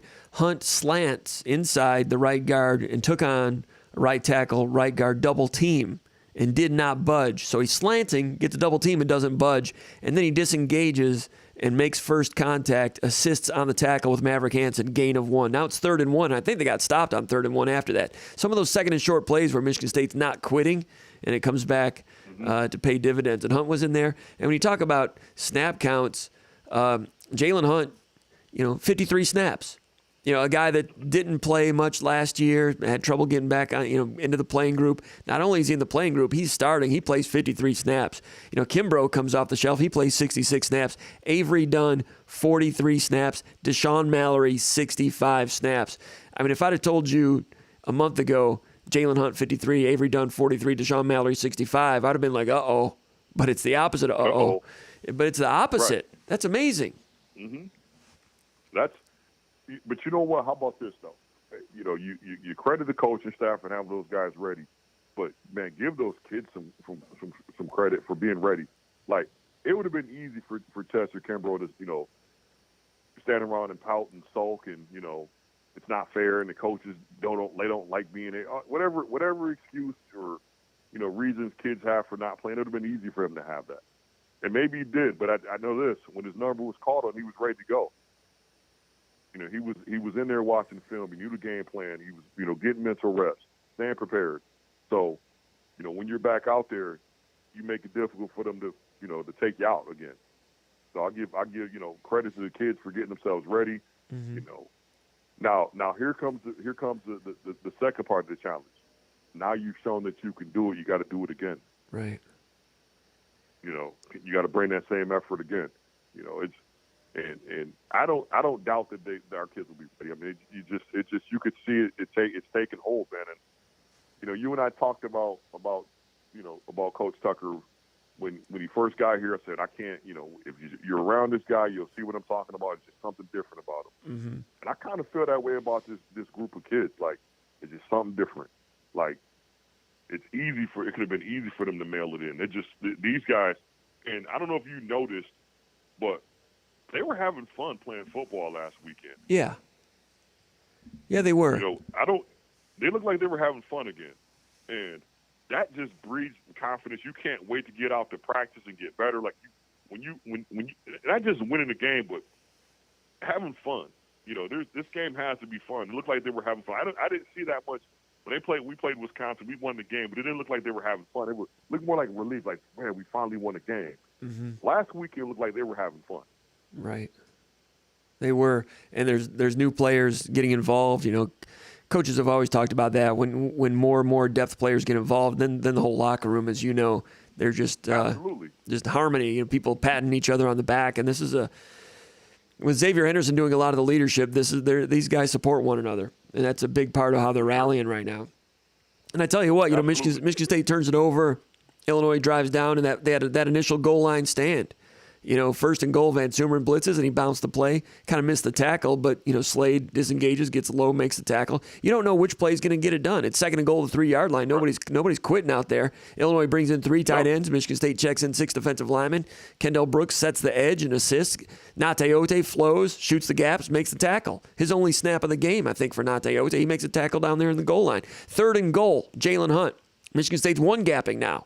And Hunt... one gaps the C gap, out-quicks the tight end inside, makes the initial hit. Van Sumeren gets in there and assists on it. Now it's 4th and goal, and in Illinois says they decide to pass the ball and it's incomplete. But you never know who's going to be making the plays in there. You got Van Sumeren, you got Brooks, Jalen Hunt making a play on 3rd and goal, the 2-yard line. Just keep playing. Something good might happen, and something good did happen, and it began from the beginning with this defense. Saturday. For sure. Even this is and look, we've been, and I think we're gonna.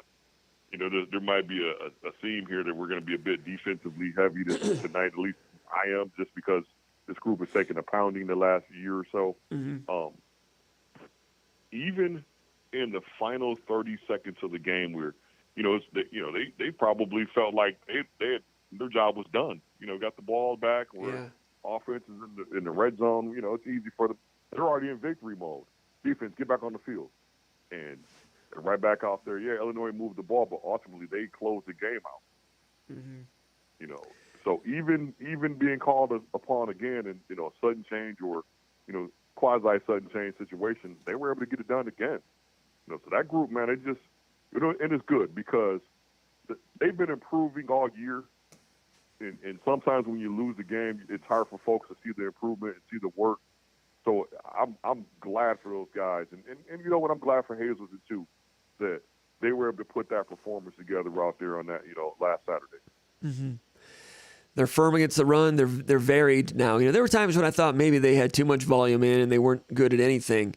But now the volume, by volume, as you know, I mean the multiplicity of things that they have in the playbook that they can go to. That 4th and 1 stoppage, they stunted the defensive tackles. I don't think we saw that all day, but then Right. Harmon sets that pick basically for Barrow, and he works around it and makes the initial on it, and they get a 4th down stoppage on something that the Illinois offensive line had not seen all day and hadn't seen much on film. But Michigan State went to it, signaled it in, and got it done correctly, Right. And I thought you're right about. I thought early on we were too complex and guys just didn't quite know where to be.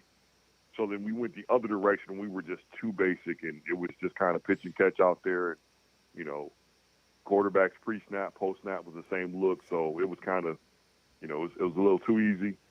And I think the last couple of weeks we've added some things, and guys are a bit more comfortable where they're supposed to be. Having X out there to direct traffic. I think that one of the bigger not really talked about, discussed benefits of having X out there is I think it frees Cal Holiday up to play football. Yeah. And not have to do so much directing traffic. Yeah. He looked like he looked quicker out there. Yeah. Well, they were one gapping more. And you and I talked on the phone earlier this week, and he all of a sudden he looked like a veteran all of a sudden. Yes. I think he was clear in his reads. I think some of the communication that he was, maybe had to take on without X out there is not on his plate anymore.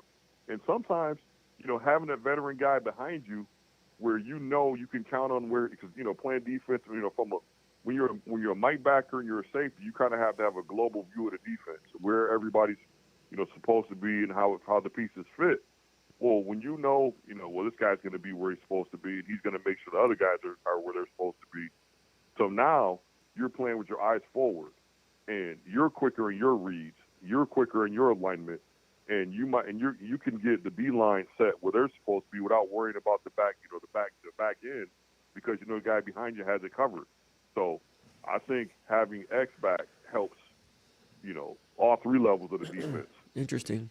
And Halliday, he was operating quick, and he was operating with some force too. He's been hitting harder the last couple of weeks. I've always thought of him as just being kind of like just a guy, a good, solid, functional guy. But he's kind of becoming functional plus here lately. That's a good sign. And with Xavier Henderson, go ahead. No, go ahead. I'm sorry, I didn't mean to cut you off. But go ahead. I think you're right. It was something that's funny you said that, because I thought our linebackers were tacklers. You know what I mean? Yeah. They're going to make the tackle. The last few, I would say 5 or 6 quarters of football, Cal Holiday's been hitting people. Yeah. And that's loud. Uh-huh. And that makes a statement for the rest of the defense. And I thought on that blitz. I'm sorry, that blitz where he just, he ran earlier in the year. He might have gotten stonewalled with a back picking him up. Yeah. But he ran that blitz and just caved it back in and ended up getting a sack on that play. Mm-hmm. And when a scheme gets him free into the backfield, he's not getting washed behind it. He's usually making it count.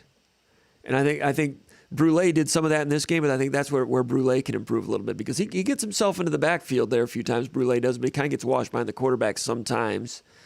But Brule, the versatility of some of these guys and how they're the multiplicity of getting things, called quickly. Down the stretch, Michigan State was changing the coverage almost every play and doing it. I mean, Xavier Henderson, you don't know if he's going to be the single safety deep or part of a 2 deep, or if he's going to be up there at nickel, or he's played a little linebacker, or if he's going to buzz out there to the flat and cloud it, which he did on one of the plays late. Then the next play, Kendall Brooks went over there and clouded it. So if you're a quarterback trying to key number 3, good luck, because where he is from play to play in that game in the fourth quarter wasn't showing you anything, and that's why they had some of those coverage sacks late in the game.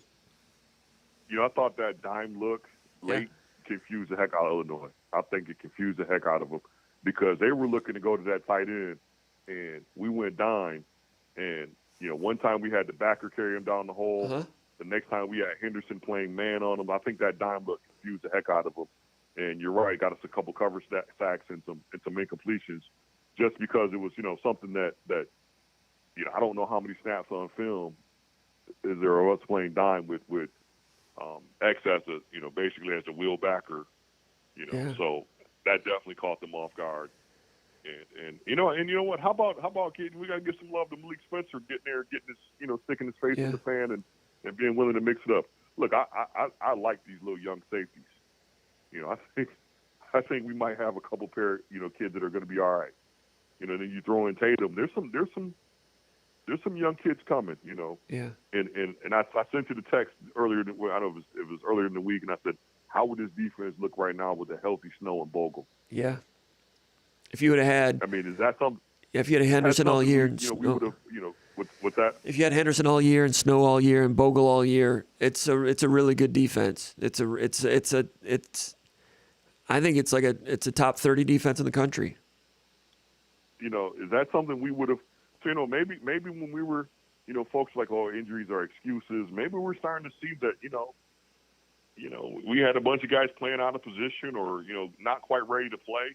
And as they've gotten more snaps and, they're able to watch film and make the corrections that, just maybe these guys know what they're doing after all. And I was one of the bigger critics of the way we were playing some stuff. And, and hey, I'll go on record and say, they've cleaned up a ton. And I like the direction this defense is trending. Like in modern college football, giving up yards, that's going to happen. Look what Alabama's doing. They're not shutting folks down. Nobody's going to be Georgia. I mean, they're the unicorn, in college football right now. Right. Everybody else, you're going to be able to move the football. They're going to be able to put up points on you. The game, the way it's officiated, the rules are set up to score points. Nobody wants, fans don't want to see 10-7 games. If it's 45-48, that's an instant classic now. So I think we're at the point where we got to live with some of the yards and RPO stuff. That's gonna happen. But if you notice what this defense, like I see something that's we're really good in between the 20, like 20 to 20 yards in. Yeah. That's a good group, man. They're getting better. So then you start saying, okay, let's get a little, from in between the 40s. Like, man, if they want to throw the ball and get 6 yards, I don't know that much you can do about that. The ball's out, and but scoring defense, getting off the field on third down, getting off the field on fourth down, those are things that you can improve on, and we've gotten better as the season's going on, and just I look for that improvement to continue. Now Indiana, Rutgers, Rutgers this week, I'm sure they'll have some wrinkles that because some of those looks now that were unscouted, they'll be on film now, so we'll have to be ready to counter those. But I'm excited for this group. Offensively, there's some things that I still like to see us work out, and I say this all the time: think players, not plays. Yeah. Like, find a way to get the ball into your playmakers' hands, and good things happen. Mm-hmm. One more thing about that defense. I mean, the last 3 games, Wisconsin 21 points in regulation. Michigan basically scored 22, and then they had the bad snap and got a touchdown late. And Michigan was trying to get to 30 hard. And Michigan's very good and very balanced, very physical. And they get, Michigan State gives up 22 points to them. They give up 15 points to Illinois. I do think that it did serve Michigan State well, as you and I talked about a few weeks ago, the succession of games, because they put in that 4-3 against Wisconsin.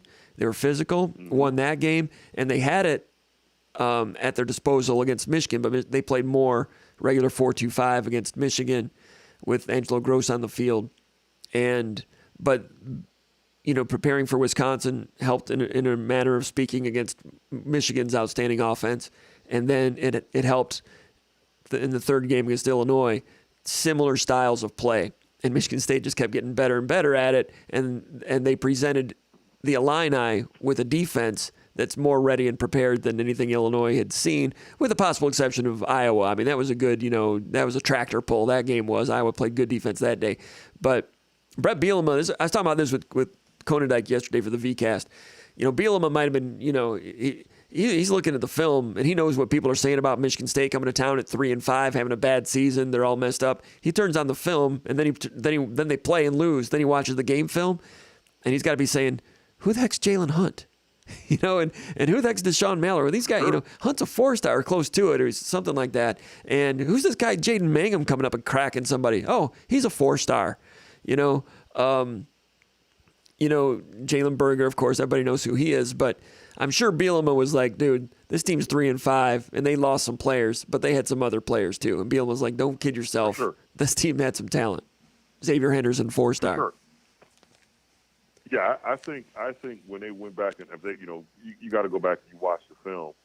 I think it's going to be a combination of, man, we weren't prepared for that look, and a combination of, man, these guys are a lot better, than than you might. The record might indicate. Better than Minnesota. They had just beaten Minnesota 3 weeks earlier. Illinois did. Illinois didn't have much trouble with Minnesota, but they're like, hey, if you poll those Illini players, who's better, Michigan State or Minnesota? They're going to all say Michigan State. And now, look, right now. You and I have talked about this, and I don't think I don't think I've talked about this with anybody else. It's something you and I talked about, but I'm starting to believe, that I had heard that, the team was just out of gas, following that West Coast trip against Washington and getting back late, and and I talked to some folks, and they're like, if they were to play another West Coast game, they wouldn't have a bye week the following week, just because they just were a step slow all week. Like they won't make any excuses publicly, and Tucker doesn't allow any excuses. But the reality of the situation is that trip, you always hear the saying, "Don't let one game cost you two." Yeah, I really believe that one game cost us two. That's not to say we would have beaten Minnesota. right. I just don't think we would have looked the way we looked against Minnesota had we not played out West a week before. Just, that's just my personal opinion. And I've talked to a few folks that just like when the team was just slow all week, a week slow. A step slow all week. And it looked like a team that was just a tired team. Yeah. And Michigan State's offense goes out there and wakes up against an Illinois defense that statistically had been outstanding this year. Peyton Thorne begins this game with an interception, but, a quarter and a half later, he's 10 out of 14. With the 10th of that 14 being that touchdown pass to Mosley on 3rd and goal, I think it was. They bring him in motion and then they kind of drag him back across the back of the end zone. I thought that was a well-conceived play. Thorne threw that pass. I think he was from the 11-yard line on his drop. It was shotgun, then he took a 5-step drop out of shotgun. They needed that time for that play to develop. And, Thorne with a good play there. He had the over route to Jaden Reed on the field goal drive. That was a nice one for about 11 yards. Early in the second quarter, the deep go route to Jaden Reed on a slot fade, gained 34. And the touchdown, slot fade to Jaden Reed, 17-yard touchdown pass. That gave Michigan State a 23-7 lead. That was against a wholesale blitz. He's getting that wholesale blitz, and he's just comfortable with number one, and he threw it out there. Thorne never saw the pass get completed. He heard the crowd roar and thought the worst of it because he's on the road. And then he realized, oh, man, we got a lot of fans here because they're going crazy because of the touchdown. And they attacked the third-string corner that was in there, Tyler Strain, 5'9", in for Nicholson and Jennings, who were hurt. But, Michigan State did a good job attacking a matchup there, thinking play or not play. But Thorne, I thought he did some good things. And, he delivered a couple of touchdown passes to Reed that Reed dropped in the first half when they settled for the field goal. A couple of good passes there. Reed said, hey, man, the wind was just playing tricks with the ball. Jaden Reed is a good, obviously, a good receiver, a good dependable. We've seen him make plays for years, but he dropped those two, and Michigan State won the game, and Reed had a good game. But Peyton Thorne should have had another touchdown to his stats. Peyton Thorne was pretty good, and he was quite good at money downs and inside the 25-yard line. It's one of the things that I've noticed, just that when Thorne is decisive, and the ball's out, he's much more accurate. He gets in rhythm. Sometimes I think that's why, Johnson tries to go tempo sometimes to get Thorne into a rhythm. But, when he's not patting the ball, when it's, that back foot hits the ground and the ball's out, I think he's a better quarterback. And going into that game, there's one thing I noticed. Illinois plays a ton of man. And for some quarterbacks, a lot of quarterbacks, they actually prefer to pass against man because there's clearer passing lanes. You know, the reads are, you know, you're a bit more decisive in your reads. You don't have to wait for windows to open up. You have to make sure that you and the receivers are seeing the zones the same way. So that kind of plays into, you know, to me, Peyton Thorne's his skill set is more suited for, you know, playing against man teams. You go back and look at Miami last year; they played a ton of man, and you know the ball was out. Thorne was reading the field right, and the ball was coming out. Washington even plays a bit more man. You know, I thought he played better in the second half against Washington. They saw man. So, to me, just you know, our receivers are pretty good against man. Michigan's a little bit different in how they play their man. It's not really a true man, but when you're seeing man coverage, Peyton Thorne's going to light that up. All right. It's just he's comfortable. You know, I think the receivers, he and the receiver, their communication is better against man. You know, when we start seeing some of those big zones and, you know, some, you know, half man, half zone sort of concepts, I think they confuse them sometimes. But against a true man, that guy's going to carve that up. Right, right. And I like the way Michigan State threw to the running backs. And I said in the pre-snap read last week that the way Illinois stops the run and plays single safety deep and a lot of man-to-man, and as good as they are with pass rush, I'm like, it sets up to throw to the running backs more. And Michigan State did that. I think 7 completions to running backs for 70 yards. Now, I didn't expect Michigan State to rush for 115 yards or whatever it was, which is a good day's work against that defense. As poorly as Michigan State has done in trying to establish the run all season, for them to do it against that outfit took some work, and they got it done nicely. You know, throwing to the running backs, there was a key play. I think it was a field goal drive. 4th down and 4. They're going for it because they're out of field goal range, but it's a place where you go for it. And it was a kind of a turning point play. It's third quarter, actually. 4th and 4, and Peyton Thorne, play action, sprint out a little bit to the right, throw back to the left to Berger, and, you know, picks up the first down. Nice little gain for about, I don't know, it's 4th and 4, probably gained about 10, 15 yards. You know, a few plays later, Broussard scores a touchdown from 11 yards out to give them a 16-7 lead. But at that point, it's 9-7, 4th down and 4, and they had a nice little throwback to the running back there and made it happen. And it was a difficult catch for Berger. You know, it was contested. It was in traffic, and good concentration for Berger to finish that one. You know, very next offensive play, they run a screen pass to Broussard, gains 21. Now they're down to the 20-yard line. On that play, they used Jaden Reed as a decoy. He comes in motion, fake and jet sweep. That was the one where Vandermark made that nice little heavy bump against 38. Vandermark got downfield and put a good block on somebody. So, I mean, throwing to those running backs, you know, Michigan State opening the playbook a little bit and doing some things that make some sense. Thorne completed the screens. Sometimes screen passing's not been his greatest form of weaponry, but all those things came together for Michigan State to have a productive day on offense against truly a tough defense on the road. You know, offense came to play too. And Malik Carr throwing some blocks. You know, there was a play where it was a 12-yard, let's see, what was it? It was a combo block with Tyler Hunt, 12-yard run by Elijah Collins. It was the first play right after Xavier Henderson forced the fumble. And Carr and Hunt, 2 tight ends on the same side, they double-team the outside linebacker, number 90. They get movement on him, and then Carr leaves that double team to get out to an inside linebacker, number 5, for a combo block, and gets a block, and Elijah Collins gains 12 yards with Malik Carr executing a combo block out to the inside linebacker, Ron. Listen, you know, if you notice the theme of where we talked about defense, and you notice in the theme that's, and I didn't really realize it until you're talking about this, that how many guys on the offensive side, you know, contributed something. Yeah. You know, you just said, you know, whether it was a block downfield or a hustle play or, you know, just being lined up right. So everybody, you know, contributed something. And as you're talking about the passes to the running back, I was watching the game thinking, you know, this is the first time all year it felt like the screen game. You know, a lot of teams using it, just an extension of the run offense. So you said we had how many 70 completions to the running back for 70 yards? Yeah, 7 completions for 70 yards. I know those are passing stats. Mm-hmm. But for a team that struggles to run the football, you know, getting the ball into the running back's hands, you know, in a screen game, to me, is just supplementing the run game. So I know those count as pass stats, but if you kind of, you know, look at that, I think it's, you know, 115 on the ground and another 70 yards. and pass stats to the running back.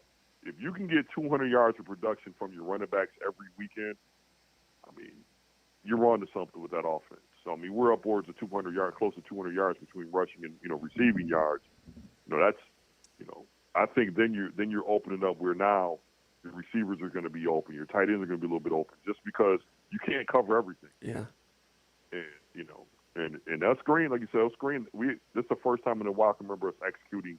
I thought one of the times Broussard made a great catch, and popped that thing. And, we hit him a couple other times. But, yeah, listen, that screen game is going to, we got to keep finding creative ways to get the ball in our running back's hands.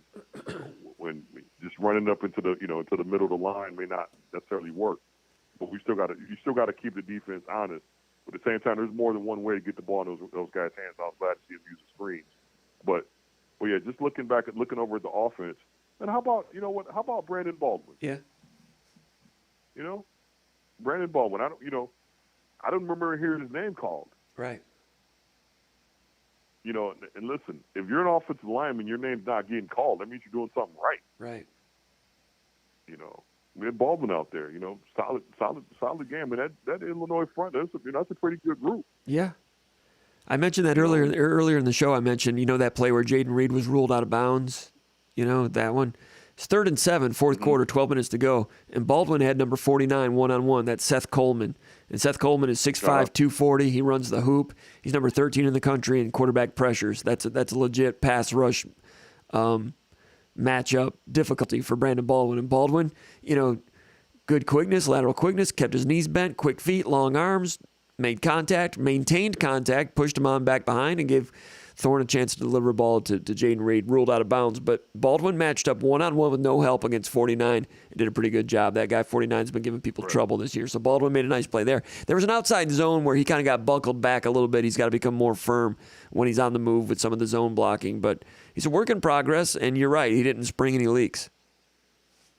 That's how young guy out there getting, first, extended bit of playing time, and held up. Obviously, like I said, there was a couple of times I thought I'd like to see him be a little bit more firm. But, man, as long as your body is in between the quarterback and the defender, that's a win. All right, Ron. Yeah. And he was in the way a few times, Brandon Baldwin. We'll see him some more as the season goes along. Hey, Ron, before I let you go, I know you might not be able to say a lot, or maybe you would, or maybe not, but you getting any vibe about recruiting and how it's going as Michigan State tries to ramp up toward signing day? You getting any good vibes on things? Yeah, I got some stuff came over yesterday, that I posted about that, Tuck's coming, man. So, like, I don't want to, drop names and stuff like that, mainly because I don't want to ever be the guy that, like, steals a kid's thunder. Like, when kids commit, I want them to have all the excitement that goes along with commitments and whatnot. So I'm never going to be somebody that tries to be the first one to spring, say a name or anything like that. But I will say when I've heard positive news, I do like to share that with SpartanMag and folks. So I've heard some big time news the last 24 hours. Some stuff will leak out. But man, I'm just, like I said, we're expecting some good results from in the next. I don't know when this stuff is going to go public, just because we don't control that. Just when kids and their families and whatnot want it. But I've heard some really good, positive information in the last 24 hours that leads me to believe that recruiting is, the same stuff that's being sold inside the building that our kids are buying into. I think some of that stuff is being sold outside the building, and the kids are buying it too. So I would expect, the recruiting to heat up in the next, I don't want to put any timetable on it, but I just know we're sitting pretty with some really good kids, and our staff feels great about where we're at. All right. Hey, Ron, I really appreciate your thoughts and your contributions and your insight. I know Michigan State fans do too. Michigan State needs to go out and make this one stand up and beat Rutgers. Rutgers is going to play good defense. Michigan State's going to have to go out there and earn it. It's going to be cold weather. It's going to feel like November, and these games mean something. And beating Illinois has put some meaning in these last two home games. And Michigan State needs to get this one and put it in the win column and get up to 5-5 and feel like they're better than a 5-5 team, which if they got a chance to go out there and prove it again that they are better than 5-5, which doesn't mean much this year necessarily, except that it indicates that things are on good footing It's reminded me a little bit of 1988. The year after the Rose Bowl, Michigan State began the season 0-4-1. 0-4-1 after the Rose Bowl. They were upset first game of the year against Rutgers. Then they played, Notre Dame and Florida State, two of the top 5 teams in the country. Then they played Michigan on the road, played them tough but lost. And then they tied a very good Iowa team. They're 0-4-1. But then they rallied, ended up 6-4-1, won their last 6. Went to the Gator Bowl, which was a good bowl in those days, and played Vince Dooley in Georgia. Vince Dooley's last game as head coach. Georgia had Lars Tate and a couple others. But that's a Michigan State team that had Andre Rison. Rodney Hampton, yes. Rodney Hampton, those guys. Yeah. Yep. That's a Michigan State team that had Andre Rison and Tony Mandrich. It was a talented team. And McAllister, I think, was a senior. Anyway, 6-4-1. 0-4-1 start, but they were playing really good, physical, dominant football later in the year when the schedule softened up. But what that led to was a very good team in 89 that was really tough. I think they gave Miami and Notre Dame tough games. And then 1990, they got a share of a Big Ten title. But the rallying from 88, from the 0-4-1 season, they just kept playing peerless football. And although the record was not pretty, the overall toughness of the team during those 4-year period, there weren't a lot of teams lining up wanting to play Michigan State at that time. The record wasn't good, but the program marched on and had some good moments in the years ahead. So it's kind of reminded me of that a little bit. We'll see if they can go ahead and finish it out, and we'll keep an eye on it. The next chapter is Saturday against Rutgers. Anything else, Ron? No, man, you touched on everything, man. I think you hit it right on the, hit the nail right on the head. I think one thing I will add to that is having so many young guys experience this and be a part of, fighting through adversity and, coming out the other side. You want to talk about accelerating the culture of your program. It's one thing to be on a team that's, 11-2 and everybody's, keep chopping and deep in and all this kind of stuff. It's easy to keep chopping when you win 11 games, but fighting through it when you're 2-4 to come out the other side and have a chance to go to a bowl game and finish the season strong, and you have a bunch of young guys that are a part of that. You're building the foundation of a program, like you said. That started in '88, and if you go back and look at the roster, how many of those guys that were on that '88 team were Big Ten champs in '90? Playing significant minutes. So I think this bodes well for the future of Michigan State, especially if we can finish the job and get to a bowl game. All right, Ron, appreciate your help and your insight. And I'll be talking to you, and you have a great weekend, all right? For sure. Go green. All right, there he goes. Big movie, Ron Armstrong. Let's go here to the comments area. And I'm a little bit tardy in getting over here to you guys. Appreciate you guys posting. Rob South, he's coming in first. Gordon Tonona, he's at the 2. Rob South's running the point. Clark Merrier checking in. Marlowe says, let's get it. He's the 4. Marlowe's ready to go, man. He's got his elbows all sharpened up. He's elbowing people in the esophagus, doing it right. Appreciate that. Old Tug the Bell Cow, he's down low, running the 5. Former All-Seaway Conference guy. Old Tuck, the Bell Cow. Got Taylor saying go green. Dog Kenneth from Downriver says hello. John Elkey checking in from Clarkston. Keith Zastro says hi, comp. He's got a picture of a peacock there. I think maybe it's a pheasant. Maybe it's a grouse. I don't know what it is. Zach Colmoden says great team win. Johnny O says go green. Make the best of what's still around. Says hot summer night in Chicago. Dog Kenneth says this is my favorite part of the show. All right, dog. I don't know what part that was, but that's cool. John Elkey says I like our chances of going to a bowl. Don't care which one. John Elkey's fired up about the remainder of the season. Zach Colmolden says, with the newest information coming out about the tunnel incident, do you think we will get any players back? If so, who? Will anything come out of the investigations? Wow. I'm still not expecting anyone back before the end of the regular season. Is it possible before a bowl game? Maybe. But, Michigan State said they weren't going to do anything until the investigations end. And even if they do, the players are not practicing. I'm sure they're trying to stay in shape, but it's difficult to stay in shape at that level. So I wouldn't know what to expect if they did get anyone back.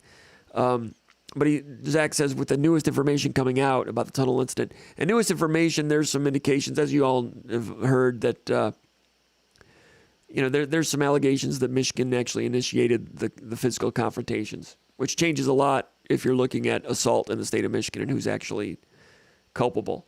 I don't know that to be fact. But there is a lot of smoke in those directions and those indications.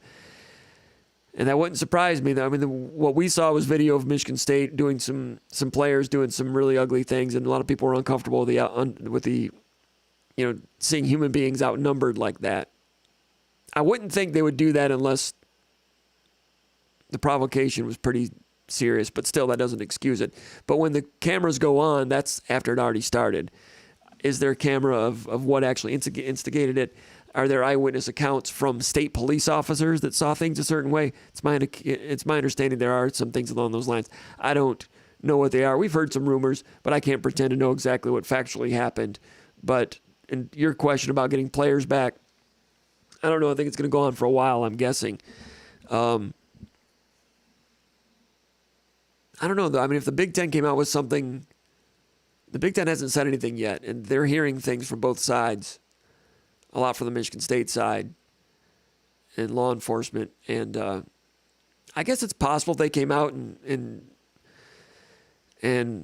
supported what the lawyer said. I forget the lawyer's name that's representing one of the Michigan State players. If they come out and acknowledge that that's kind of the way it went down, now that I talked myself through it and talked myself into it, I guess it is possible that Michigan State could reinstate players and send out a press release saying, the Big Ten said this, law enforcement said this, our players were not that. It's possible. I don't know. I have no idea. I don't have any experience in something like this. But you raise good questions. I don't have answers. Gordon Tonona says, are the suspended players and at the workout, are they allowed to work out and use the facilities? No, they're not. I don't think they're allowed to use the facilities. They're not allowed to work out with the team. Can they work out there on their own? I doubt it. Zach Coleman says, yeah, when you're suspended, no, you can't use that. Zach Coleman says, John Elke almost rather have the Quick Lanes Bowl to travel close by. That'd be interesting. Keith Zastro says, massive props for you working at this time of the evening. Really appreciate how much you do and how hard you work from Michigan Center, Indiana. Thanks, Keith. Tim Hughes says, go green from Traverse City. Tim Hughes says, suspended players, class support and medical, no team facilities or team contact, maybe IM facility access. I think you're probably right. That sounds right. Once again, thanks to Sam Capello and his super sticker contribution and his support.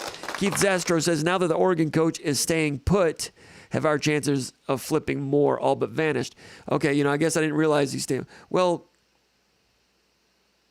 yeah, I thought the offensive coordinator was involved with some of the jobs. I guess the Oregon coach has also been mentioned at Auburn too. I don't know, but that's a small part of it. Michigan State is leaning on their past relationship with Dante Moore, and there's no question Moore and Tucker had a little bit of a bond going there that was building that I think Michigan State has a chance to strengthen, and they're doing it here close to home. So it's one to watch. Alex Carter says, who is responsible for the clock management end of the game? Is that Tucker or Johnson? Tucker and Peyton Thorne both said that there was a problem with signals and miscommunication there. Michigan State had, 3 timeouts when they were down there. When the shot clock delay a game got down to 1 second, I think the quarterback or somebody has to call timeout and not get that 5-yard penalty. So that's on everybody. Running that reverse to Jaden Reed where he goes out of bounds, that was a break for Michigan State that the clock kept running on that. If that had gone out of bounds, that would not have been a good look. That wasn't good. So that's a Jay Johnson play call, and that didn't seem to make that wasn't good, right? And then they get the 5-yard penalty, delay a game. Then they decide to throw it, which was a calculated risk because if it's incomplete, it stops the clock and it gives Illinois time. Tucker was asked about it again on Monday, and he said there were some operational things that went into it. He didn't want to come out and say it, but of course what he means is, Michigan State's had trouble with the snapper. At the end of the Wisconsin game, snapper botched it, end of regulation, and ends up in overtime. And, of course, the long snaps at Michigan were a problem. The long snaps in this game were not a problem, and he apparently improved. But you're relying on the long snapper, and then the kicker misses an extra point. So the kicker, I don't think they were really gung-ho on believing in the kicker, although they didn't want to say that publicly. Thirdly, the wind was crazy. So it's the 12-yard line they throw, it's incomplete. The play, they had some immediate heat on the quarterback. So he didn't have time. So he read short first and threw it there. And even if Elijah Collins catches that, he's going to get tackled short of the first down yardage. At least the clock would have continued to go. But he had Daniel Barker to the corner open. Coulda, woulda, should have been a touchdown. So the play created an open receiver. Whether or not that's right or wrong is debatable. Probably not the right thing to do. Just run it, take it all the way down to 30 seconds, kick a field goal, miss it, give him the ball, go the length of the field in 30 seconds instead of a minute and 10. I don't think Michigan State trusted the kicking situation. So they talked about it on the sideline, and you don't have to have a bug on the sideline to know what they said. They said, let's try to win it right now and not leave it up to a field goal. It was a risk, and it didn't work, and it backfired on them, and Illinois drives down to the 27-yard line, had a chance to tie it up with a touchdown and a 2-point conversion. Michigan State went an unorthodox approach on that, and it almost bit them. But if Michigan State had run the ball, run it down to 30 seconds and missed the field goal, would Illinois have been able to go that far, that short a distance? Probably not, but maybe they would have found some other way to go to break off a 70-yard play. Although Michigan State's defense had been had done a pretty good job keeping a safety net on everything and not letting anything get out except for that one shallow crossing route against man-to-man when Amir Speed didn't quite make a commitment to create contact on someone to get the guy on the ground. But didn't do it the orthodox way, and it bit them. So whose fault is it? I mean, it's Tucker's making the decision there, but Tucker says, "Hey, let's throw it." So then Johnson comes up with a play, and the play was there. The pass rush. What was it? I looked at it. It wasn't really anybody's fault. It just kind of like the defensive end. I can't remember. I can't remember exactly what happened there, but it's not like someone was beaten. But that immediate pressure had an impact on Thorne not being able to look at it a little bit longer to get it out there to Daniel Barker. But anyway, that it didn't go well, and they have to be sharper than that in other games, no question. George Page, the former guitar player and keyboard player for Surrender Dorothy, which is one of the top 25 local East Lansing bands of all time. George Page, famous George Page. He's here and he says, "Hey, Comp, you've had some cool backdrops this season during the VCasts. How much thought do you and Paul put into where you do your VCast?" I think about it a lot, to the point that it gets on Paul's nerves. We were in Illinois, and he had the camera up high. If you know the Illinois VCast, there's like the stadium behind us. We're in like a lounge area outside their weightlifting room, which doubles as the visiting team's interview area. And there were some chairs there, and the backdrop was pretty cool. The stadium lights were still on, and he had the camera up high. And I was like, "No, let's bring the camera down low so you can see the stadium." And Paul was about ready to kill me. I'm like, "Dude, let's get the camera down lower." So yeah, I'm always looking for trees. And a couple weeks ago, we had the Sparty watch going out in the back. The Sparty statue. So we did the VCast with that in the background. In past years, we've done a lot of the VCasts over the Perlis Plaza over outside the Scandalera Center, because that used to be where the interviews took place. Then we just go right outside the plaza. And in August, you have roses there, which is a cool backdrop. But interviews do not take place there anymore. Now they take place in the stadium, the North Tunnel. So now it's just easier to go out there in that little grass area by that big sycamore tree north of the stadium. That's where we do it. And this week, you got a little bit of fall colors there. But I have thought about it. I don't want to bother Paul too much, but I'd like to go on the other side of the river and get the stadium in the distant background with some of the leaves. Would have been good. When we were at the NCAA tournament the year that Cassius Winston and Xavier Tillman beat Duke, it was in Washington, D.C., and we had a little time out. Now I went walking to see. We were at it's the arena where the Washington Capitals play, and I went walking over to the White House just to see how far away it was. And I was kind of scoping it out, and I asked some of the security people, "Can we do like a camera thing here?" They're like, "Yeah, you just got to stay away from that fence. Do it over there." And I walk back to the thing. It's like a 12-minute walk back to the arena, and Paul's working on some stuff. I was like, "Paul, man, let's go to the VCast by the White House." And Paul looked at me like he was going to kill me. He's tired. It was a long day. And he just thought that we'd get over there and get shut down. Because there have been times that we tried to do a VCast in Times Square outside of Madison Square Garden, and that got shut down. You just cannot run video anywhere in Times Square, apparently. No video. I mean, we started a VCast. We were 30 seconds into it, and some suits came out. Boom, no no video. So Madison Square Garden, we were shut down. So I think Konadike thought that if we tried something around the White House, it wasn't going to work out. But I talked to the lady over there and some of the security people, and they said it was okay, but I didn't want to push it.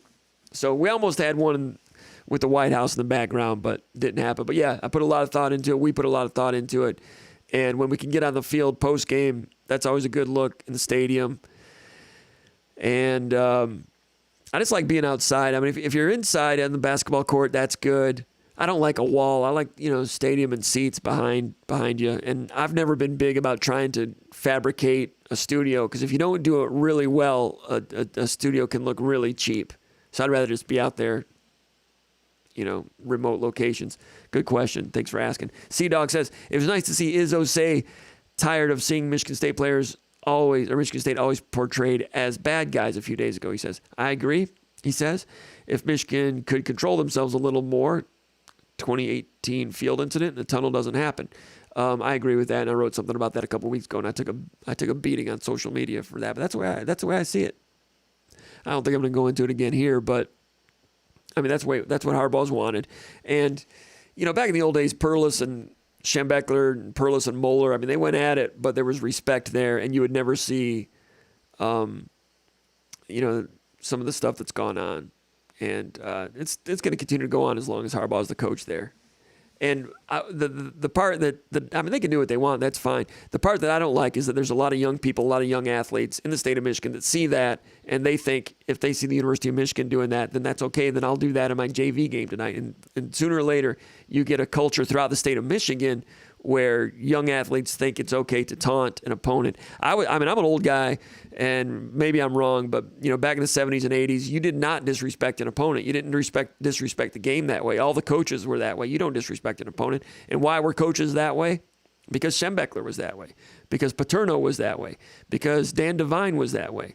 Even Woody Hayes was that way. As much of a jackal as that guy was, his players didn't disrespect the opponent usually. Even Bob Knight, as much of a jackal as that guy was, his players did not disrespect the opponent. That's the way it was in the Midwest. And back in my day, that's the way we did it. So Harbaugh played for Schembechler. I don't know where he got this disrespect element of his coaching. I don't care. I'm not in the field. I just care because I've coached young people, and there are more and more people that think it's okay to taunt opponents, and I don't think it's that great. I mean, we as adults stand around all the time and talk about, social media is ruining our kids, and all these things are hurting our kids, and well, damn, some of our coaches are hurting our kids too, not setting a great example on things. So that's all I'm going to say about that. Chris Martinez says, would not rule out beating Penn State. Sam Capello says, go green. Thanks for being a bright spot in a tough football season. Hope we make a bowl game. Well, thank you, Sam. Malcolm Jones says, hello. Malcolm Jones Sr. in the house tonight. Thanks, Malcolm. Great to have you here. Gordon Tonona says, how's your son doing? My son's doing all right. Doing okay. Needs to clean his room. Malcolm Jones says, you're asking about Malcolm Jones' son. Right. Malcolm Jones says, he's good, just working to keep his mind clear. Malcolm Jones was caught up in the tunnel incident. Gordon Tonona says, I'm glad to hear that. Sea-Dog says, sounds like old-time hockey weather, slap shot. Yes, it is, Sea-Dog. Won't be long, the ponds are going to freeze. I don't mind that. Chris Martinez says, where did 50-plus snaps come? Where did 50-plus snaps from Jalen Hunt come from? Was that accurate from Pro Football Focus? Yeah, it was. Because Michigan State played like 77 defensive snaps. And Michigan State only played 3 defensive ends pretty much. Hunt, Mallory, and then Avery Dunn subbed for both of those guys. Tim Hughes says, best wishes to your son, Malcolm. Hope he can play again soon. Gordon Tonona gives him a thumbs up. Logan Augustine says, hey, Comp, I was just wondering which impact players you think will stick around next year that can either enter the draft or portal or be just done with football in general via injury, suspension, etc. Impact players for next year. I don't know. I mean, I haven't given it much thought. I mean, Keon Coleman should be back, right? Malik Carr should be back. Berger should be back. Thorne will be back. I mean, Mosley could play another year if he wants to. Would he? I'm not sure. Offensive linemen have the option of another year, like J.D. Duplain, Samac. I don't know. Malcolm James says, I have faith in God. My son will play again for Michigan State. Gordon Sonona says, you're a great man. Drew the Foo says, what do we make of the MSU attorney statement regarding the tunnel incident? I thought the statement was a little bit wonky. Needed some editing probably, but he's pretty fired up. And I don't think he's putting it out there unless there's some facts behind it. I suspect there's some facts behind it. I thought it was reckless that Harbaugh was commenting on an ongoing investigation, an investigation that took place, in their athletic complex, and he's out there saying, it looks cut and dry to me. I wouldn't be surprised if there's charges. I mean, he's a high-ranking official at that university. He shouldn't be saying that, and I'm sure that somebody told him that. I just don't know who at the university can tell him not to talk like that, but he won the press conference. Malcolm Jones says, bring the truth to light. What really happened that night? Malcolm Jones might know. His son was there, and his son's caught up with it and suspended now. Gordon Sonona says, Coach Mel Tucker got that from Kirby Smart. Not sure what he's talking about. Mark Jacobs says Scotty needs to go, and the defensive backs coach can go right along with him. Mark Jacobs still thinks it's October. But a few weeks ago, I might have agreed with you, but I think they've shown me something at least. I think Tucker and Hazelton are working well together right now. Dog Kenneth says, Michigan fans are terrified of Tucker. Look at all those trolls trying to kill the vibe. Sea Dog says, do you know what happened at the 30 seconds before the video? No, I don't. I don't know. Marlo says, give Comp some likes, folks. Literally takes 2 seconds to help. Appreciate that, Marlo. Yeah, give us some likes. We'd appreciate that. Let's go back over here to the mailbag. I deviated from that a long time ago. We're going to try to wrap it up. We've been going for a couple hours now. We talked about young players. Ferris A. From Parts Unknown says, do you think we will see the younger linemen having a bigger role after showing up at the Illinois game? Younger linemen like Vandemark, Wigginton, I don't think so, unless Carrick is still hurt. Carrick, he was injured during the offseason last year and was hobbled in this game. If Carrick can't go, which is possible, I think Brian Green starts at guard. Vandemark played about 6 snaps. Then Vandemark hurt one of his wheels in this game also. Wigginton got on the field, did okay for one play. I think it's possible, but if Carrick can go, does Green play more? Green has had some hot and cold moments. But yes, Vandemark's got to be ready to go. If he's healthy, I think Vandemark could see 10 snaps again or more if he's healthy. And if Carrick's not. Pierre St. Pierre says, is it likely, in your opinion, that Brule, Kendall Brooks, and Trey Mosley stick around for another year? I just mentioned Mosley. You never know. Somebody mentioned that Brooks is done. Brule, I think Brule might be able to have a COVID year. Would not shock me if Brule came back. It's a good question. It's hard to ask players that right now because they don't know how much they're going to rally at the end of the season. And frankly, they don't know if they're invited back. So they're really focused on the next game. So Brule spoke with media on Tuesday, but we didn't really, and the thought crossed my mind, but it's not really the time to ask that question. I don't think. I don't know. It's a fair question, but I guess I probably should have asked. Comp says, his name is Tyler from Royal Oak, Michigan. He says, Comp, what's your early read on Gonzaga?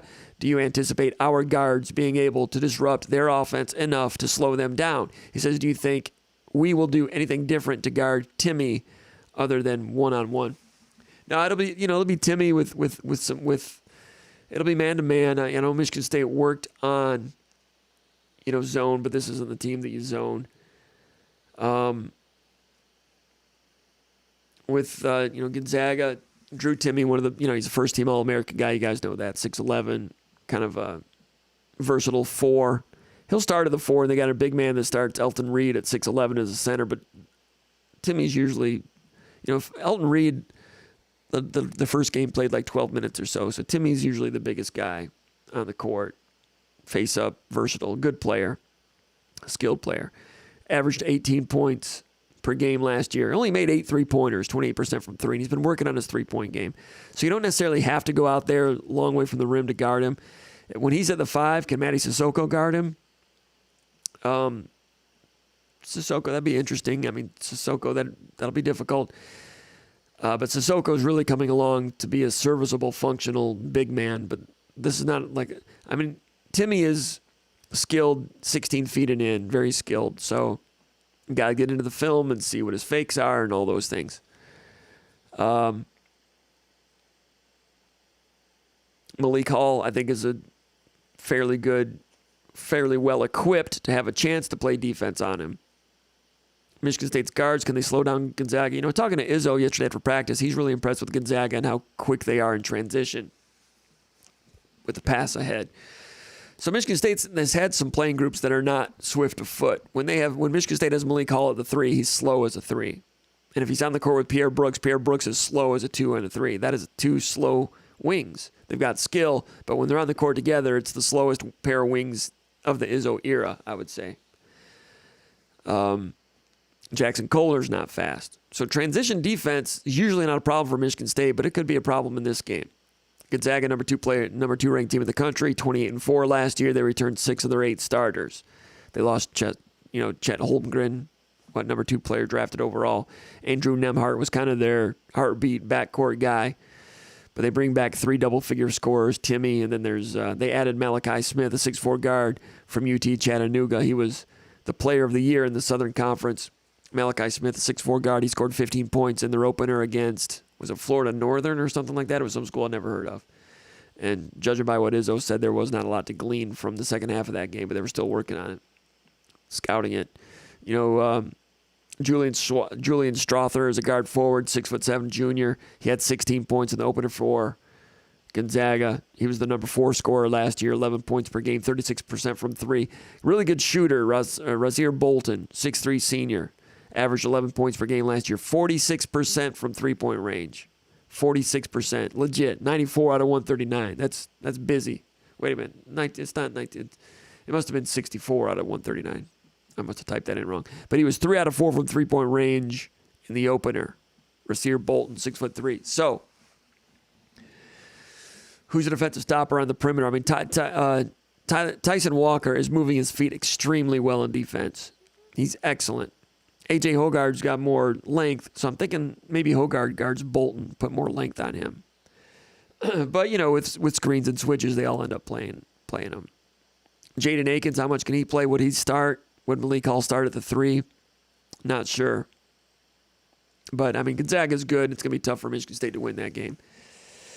You know, I was talking to Austin Thornton about this. You know, years ago, Austin Thornton was on the team that played at on the aircraft carrier back the year that Draymond Green was a senior. They had a really surprising year that year. They were, I think, unranked top 25. They're playing North Carolina, who was like number 1 or 2 in the country. North Carolina was supposed to destroy Michigan State. Michigan State played tough with defensive rebounding. They were competitive in that game. Ended up being like a 6 or 8 point win, but they were going back and forth nicely with North Carolina. And that was a precursor to Michigan State playing that way all year and became surprisingly Big Ten champion and a number 1 seed. I think Michigan State, just in terms of the program, the toughness, and the focus, Michigan State basketball, I wouldn't be surprised if they play real well against Gonzaga. Wouldn't be surprised. Getting a win, it's going to be real tough against Timmy, number 2 team in the country. Outdoors and all those things, it's going to add to it. It's going to be cool. But we don't really know a lot about these teams right now. But I think Michigan State's pretty good. But pretty good can get beat 3 or 4 times out of their next 4 games. So this it's a great opportunity. But coming back home when they play Villanova, I think a week from Friday, home game, top 20 Villanova, that's an important game because if you lose this game and lose to Kentucky and lose to Villanova, you got a losing streak, and it's hard to dig out of those things. So I think a game a week from Friday against Villanova, I think that's when it is. At home, I think that, usually you play these non-conference games. You'll play 1 or 2 of these big non-conference games. And they're kind of fun, and you learn something about your team. This year, with as tough as the schedule is, and as much as these losses are going to mount on them, that home game against Villanova, it's important for Michigan State to get a win in that one. If they can. Jay Bannon from Sterling Heights says, it's early, but how do you see the Michigan State inside game playing out this year in the basketball season? Inside game, interior game. We talked about Matty Sissoko a minute ago, and he is a solid, competent space eater in there. And what he does best is move his feet, lateral movement, ball screen. Ball screen defense is so important for big guys. And he moves real well. He's gotten stronger. He's got a long reach. He's really good on those and lateral movement to catch back up. Plus, he understands the game so much better. There were a lot of times his first 2 years where he would go on the court and get the play wrong. A lot. Happened a lot. I've not seen that happen once this year. Not coincidentally, he has a stronger grasp of the English language. English was not his first language. So he's gotten better at that and improved his body. He's a year more mature. He's got the support of his teammates. He's doing good things. So, and he hit that turnaround jumper against, who they played the other night? Northern Arizona? Baseline turnaround jumper. Looked nice, right? I'm not sure you can feed him in the post. He's not going to be making those over and over and over like Akeem Olajuwon or anything. But when he gets the ball and shot clock's down, he can execute a turnaround jumper and a jump hook. And when he does, it looks fabulous. It looks pretty. Can he run the court and transition and give Michigan State that rim running 5, which has been a staple of the transition game for years? Can he give them that? I've not seen that yet. Michigan State has not gotten out and run real well. Not against Grand Valley in the exhibition, not against Northern Arizona. I asked Izzo about that after practice last night. He says, yeah, we're going to get back to running. We're going to get that going. He says that because you ask about it, and they try to do things a little bit differently because Malik Hall's not a guy that's going to be running the outside lanes like Morris Peterson or even like Matt McQuaid. But if he's not giving you that, can you do some other things in the early offense, cross screen to post him up on threes? They've done that, tried that. But, a turnaround jumper by Malik Hall might look good on the chalkboard, but really it's not a higher percentage shot than a semi-open three-pointer for Tyson Walker.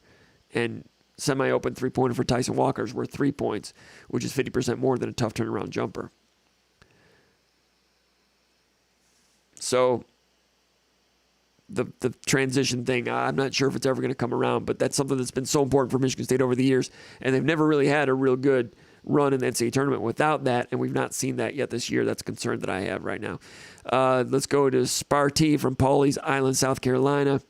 And he says, we already had this question, any possibility of the suspended players coming back? We already talked about that.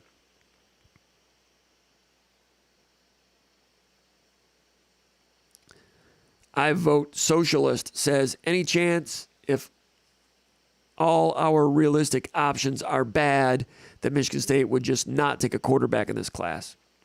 I don't think so. They'll get a quarterback one way or another. Dante Moore is number 1, of course. There's some others that we've written about at SpartanMag.com. But they need to take quarterback this year, especially with Hampton Fay worked out at tight end pregame at Illinois, wear number 88, and I think that's his best position. He was a wide receiver in high school as a sophomore, moved to quarterback.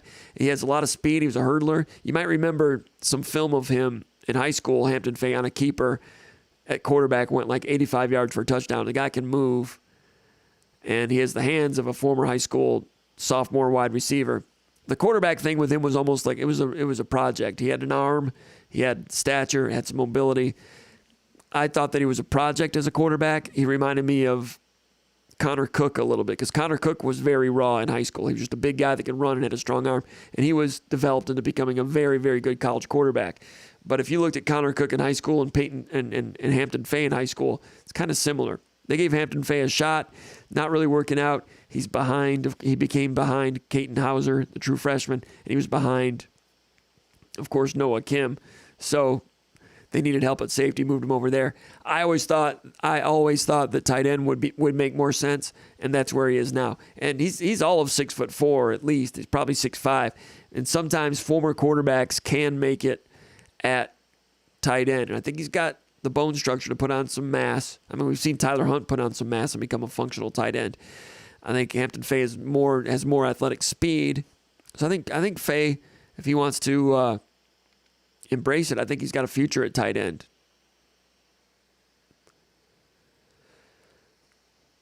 All right, JMA11 from Milwaukee says, is this basketball recruiting class better than the Winston, Bridges, Langford, Nick Ward class? That is a really good question. We still have a few people here that are watching, here at the watching the proceedings here. It's getting late at night, but I appreciate everybody still hanging around. A good number of you that are watching. This is Jeremy Fears, number 19, right there, and this is Xavier Booker right there, left-handed, good shooter, good athlete, good riser. Jeremy Fears is the leader, playing some defense right there. Izzo loves Jeremy Fears' leadership and all-around point guard ability. And these two guys played on the same team in the Pangos tournament out in California, and they both made like the first team all Pangos team. And this guy Fears has played for the United States. That's a pick and pop out there too. Xavier Booker right there. These are two future Spartans. Now that's not a Spartan that he passed to, but you see some sizzle, some flair there from Fears. Fears there to Xavier Booker again. So those two were committed to Michigan State at the time. That might have been before Booker committed, but Fears was committed at the time. There's Xavier Booker again. Nice face-up shooting. He's got to learn to play harder, and he's got a lot to learn in that regard. He kind of bounces around. I saw him in that All-Star game in Chicago at the end of the summer, and there he is again. He can really shoot. But, you see highlights, and he's making shots, but in actuality, in high school last year, as a junior, his three-point percentage was, today in the press release, they said it was 36%, but I thought it was closer to like 32%. So the three-point shooting is a little bit better than Marcus Bingham's was, but it looks better. It looks better than Bingham's shooting was. He needs to play harder, and he bounces around in the paint offensively and defensively too much, where he's got to make more of those movements. It's hard to describe, but really good talent, but is ranked the number one player in the country. When I think number one player in the country, I think guys like Jabari Parker, Paulo Banchero, who's like a top 5 guy. I'm not sure that Booker is going to be that type of all-around muscle and explosion guy. He's good, he's talented. How much of an impact? I'll be interested to see him this winter for Indianapolis Cathedral. He's very good, but remember that Paul Davis at one time was ranked the number one player in his class by Van Coleman, who was considered one of the best evaluators in the industry at that time. But uncommon mixture is Xavier Booker of ups, speed, some athletic ability, and a shot release. But I'll say it again, he's got to learn to play harder and learn without the ball, offensively and defensively, some of the bumper car stuff. He's got to learn that. Good kid, though. They say that, he's a good team-oriented kid. By the way, Courtside Films, courtesy to them for that video. Now, here's Cone Carr. This guy's explosive, late addition. A guy that Michigan State got in on late, and I think he's a nice late bloomer. And it's a credit to Michigan State that they were able to get in late on a guy like this from Georgia and finish. And in those ways, it reminds me of the way Dean Smith can recruit at the end of his career. I'm not saying Izzo can recruit like that, but Izzo used to always say, we're not a lead because you're not a lead until you just go around and play duck, duck, goose and pick up recruits. Well, they played duck, duck, goose with this guy. They got in late, and instead of saying duck, duck, duck, goose, they just kind of go duck, duck, duck, Spartan. They tapped him on the head, you're Spartan, or on the shoulder, on the back anyway, and said, you're one of our guys. They went out and got him, and he's going to be, he's raw, and he's got to develop some skills a little bit more, but you can see he's an active, athletic guy. So the class in general, you're asking, how does it compare to Cassius Winston, Joshua Langford, and that bunch? Well, Winston, of course, was great. One of the all-time assist men in the Big Ten. Great leader. And if it hadn't been for COVID, Winston, I think, would have had a second Final Four, a good shot at it, and maybe won a national championship with the way he and Xavier Tillman could play together.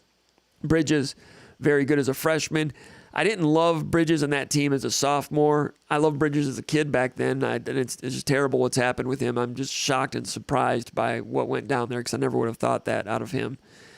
But Bridges as a sophomore played a lot of small forward, and I didn't think that was his best position. He'd play the 4 at the end of the games, but I think that the team was better, and he was better as a 4, but they played him as a 3 because, I don't know, they're infatuated with positionless basketball, although Michigan State doesn't play positionless. But anyway, Bridges And then Langford. Langford was a guy that peaked kind of early and had some injury problems. Okay, so man, person for person. Winston against Fears. I think it's similar. Different types of players. Winston a better shooter. Great passer, Winston. Fears, very good passer. Winston, Fears, better athlete. Both very good leaders. Fears, a better leader, a more vocal leader. Winston, more of a lead by example, quiet guy. Fears, more of a straw that stirs the drink guy, which Izzo loves. Winston is a very hard one to say that, Fears is going to be better than Winston. I'm not going to say that, but it wouldn't surprise me. But he's in the echelon, different type of player. That's what I expect of Fears, and I think he could be a 3 or 4 year player. Langford or Cone Carr. Langford had a lot of skill, but had those injuries. Cone Carr is not going to have as much skill, but he's an impact guy in a lot of different ways. I'm going to say Carr has more of an impact than Langford. Langford might have had more impact initially and more skill, but I'm going to lean toward Carr on that one. So Garrick Normand is a shooter from Texas. There was nobody in that Winston Bridges, Langford, Ward class that was kind of the two guard. So Normand, jumps pretty well. I'm not sure about his lateral movement. They compare him to Matt McQuaid, because McQuaid was a good shooter that became a very good shooter by the end of his career. But McQuaid was a good athlete laterally that could play some defense on people. Garrick, we have to wait and see if he can do that. 6'5", a little taller, jumps well, but I'm not sure about the lateral movement. But if you can really shoot the blood out of it, you can accept some of those problems with lateral movement. But there's nobody in the Bridges class that was a shooter, so it's hard to do an apples-to-apples thing there. Bridges was the high-ranking guy in that class compared to Xavier Booker. I think Bridges' freshman year is going to be better than Booker's freshman year. Now, Bridges had a lot on his plate that year because Michigan State had injuries and defections. I can't remember what it was, but Bridges ended up having to play a lot of 4 and some 5. Didn't have much around him. His numbers were big. So Booker's going to have more around him than Bridges did. Completely different types of players, but the rankings are similar. Booker's number 1 in Rivals.com. He's kind of in the teens, the high single digits with some other people. Ranked higher than Bridges was, but Bridges was a great athlete. Different types of players. Bridges shocked everybody and played for 2 years. Booker, good kid. Does he want to play an extra year like Bridges did? I mean, we're already going to start talking about that, right? I mean, if Max Christie can go one and done and get drafted in the second round, people are getting drafted not based on how they play in college, obviously, but what some people think their potential is. Well, Xavier Booker has a ton of potential to go pro after 1 year, and even if he's in the G League, get a lot of money. I don't know. But I think that I have a feeling that Booker's freshman year won't be as productive as Bridges' was his freshman year. Bridges came back for a sophomore year, shocked everybody. Booker's the number 1 player in the country. Number 1 players in the country don't stay for a second year. So what did Michigan State get out of Bridges? That second year, they were upset in the second round by Syracuse, right? That team won a lot of games, but I never really loved that team. Winston was great. Langford did what he could. Good kid, solid. Nick Ward left a year early, had a ceiling to him, was very productive offensively, never quite totally got a handle on how to play ball screen defense, had the hand injury late in that year when they went and beat Duke to go to the Final Four. Nick Ward was good, but never quite reached everything that he could have been. If it had not been for that injury, had he gotten a better grasp on defense, if he'd come back for a 4th year, some guys just get sick of school and they just want to move on. If he'd have been a guy that was more committed to playing a 4th year and learning defense and doing those things, Nick Ward could have had a bigger impact. But it was what it was. That Winston Bridges Langford Ward class was very good. They won a couple of Big Ten titles, went to a Final Four. Bridges was already gone by then, and then Ward was gone by the time they had a chance to go to another Final Four during the COVID year. It didn't happen. But Winston, quite frankly, one of the best, most prolific careers for a backcourt player in the history of the Big Ten. So Fears, I think, can be a great Michigan State point guard. Cone Carr can be an athletic Jason Richardson type impact piece of the puzzle. And I have a feeling that Cone Carr, when he gets dialed in, can really be a bad man on defense, too. And he's going to be a rim protector as a 3 and sometimes as a 4. I think he's Brandon Dawson type. So, and then Norman, we'll have to wait and see on Norman. And Booker, frankly, like I said, do you get more than 1 year out of him? So, which one's better? I just went over it, and I'm not sure. If you'd have to add that up like a prize fight and tell me who won the decision on that one. I'm not sure there's a good answer. It's a great question, though. We can put it over here to the comments area, and people can put what they think their thoughts are on that one. Jim in Grand Rapids, he says, any questions with Jalen Hunt and Deshaun Mallory's ability to hold up in terms of their conditioning down the home stretch of this season? Assuming the offense is able to stay on the field similarly to how it was against Illinois, and also assuming the suspended defensive linemen are unable to return during that span. You're asking Hunt and Mallory, can they hold up? They can hold up against Rutgers. Rutgers has become more of a pro-style type, but when they play Indiana, Indiana's more of a spread-it-out tempo type of team, and that could become a problem for defensive ends. Can Jeff Pietrowski come back in time to help against Indiana? Maybe. I don't know. He'll be ready when he's ready. I'm not sure when he'll be ready. But conditioning-wise, Hunt and Mallory are they're in good shape. They haven't taken a lot of wear and tear. I think they'll be okay this weekend. Conditioning should be okay. But against Indiana, I'm not sure the matchup is great. And Jim says some nice, kind words about our coverage. We appreciate that, Jim from Grand Rapids. Green Ref says, will Michigan State ever make another field goal? Yeah, they will once at some point. But the ball's getting colder now. It gets more difficult now.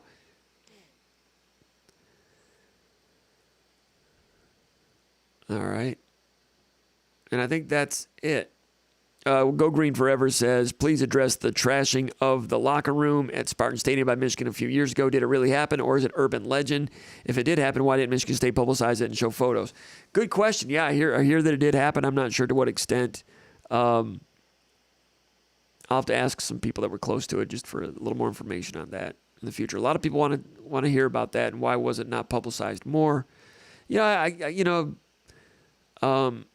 Looking back at it, I wonder if D'Antonio wishes he would have made a point about that, because that's not D'Antonio's style to do things like that. Leave the locker room better than you found it, West Point style. It's not Harbaugh style. All right, so we've got Simpkins says, greetings from Bradenton, Florida. Gordon Tonona says, Bubba Smith was Hightower in Police Academy. Yes, he was. I didn't know there was a trivia night tonight. Marlon Milano says, go green, go white. What's up, fellas? Slim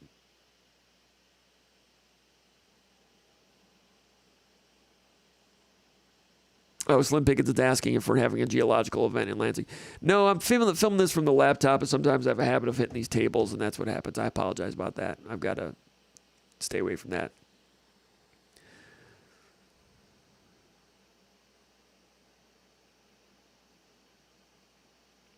Spartan MD says Hobbit sticks with dill sauce are the best. Can't argue with that.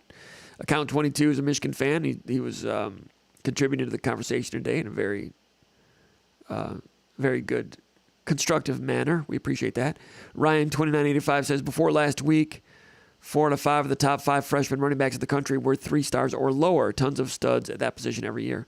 Good point by Ryan 2985. Interesting.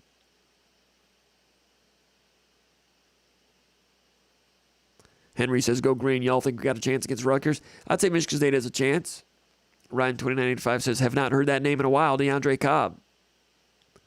Account 22 says Rutgers is physical on defense but has 0 offense. Michigan State 27-13. So that's what Account 22 says. He's a Michigan fan. Rutgers has a good defense. It's a defense that was nationally ranked before last week. I'm not sure if it still is, but they played pretty good defense. I'll be looking at their film tomorrow, as we get into the pre-snap read Thursday. Account 22 says going to be a hard-hitting game. 2 physical teams. Henry says we need another win bad. Tim Hughes says, yes, we should beat Rutgers. If our offense moves the ball, we are 9.5-point favorites at the Woodshed. $10 Tommy says, comp. Foster Lawyer, 38 points, 11 and 9 tonight, and led Davidson to a W after being down 20 at Wright State. Hard to believe, same player we saw at Michigan State for 3 years. 38 points, what's that mean, 11 assists and 9 rebounds? Yeah, that's productive. in any league at any level. He can shoot it. He could always shoot a great high percentage. I thought one of his downfalls at Michigan State is that he was not a good passer. Maybe he's become a good passer now. But in high school, he was always the go-to shooter, go-to scorer, go-to shooter, go-to scorer. He was not a guy that facilitated. And at his small stature, actually, I got to take this sign down. Sorry about that. At his small stature, you need to be a great passer. And he was not a great passer. He wasn't even a good passer. Good kid. I wish him well. I don't mean to disparage his name or criticize him, but I think that's what hurt him at Michigan State. Just he was not a great passer. Among other things, and the defense was what it was. But when he was open, he could knock him down, and he's getting openings in that offense. Spartan MD says company chance Risano coming back. Kendrick Risano, the running back from Texas.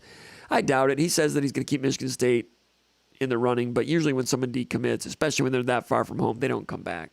I'm not expecting it. Ryan 2985 says Lawyer's younger brother had 17 for Purdue in his first game the other day. That's Fletcher Lawyer. He's taller and he's very good. And because Foster had such a shaky experience at Michigan State, and Foster still loves Michigan State and Izzo loves him, but the situation was not great. He took a lot of abuse and he read his social media, which you should never do.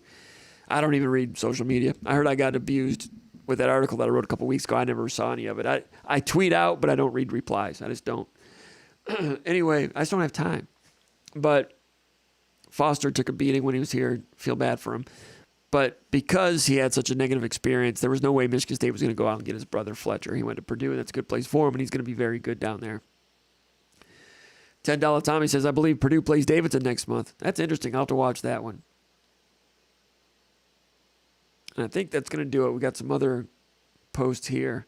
Brian Schultz says Michigan State needs to do that defensive tackle cross stunting more often. It frees up a pass rusher without having to blitz. That was a big play they made on fourth down, that's for sure.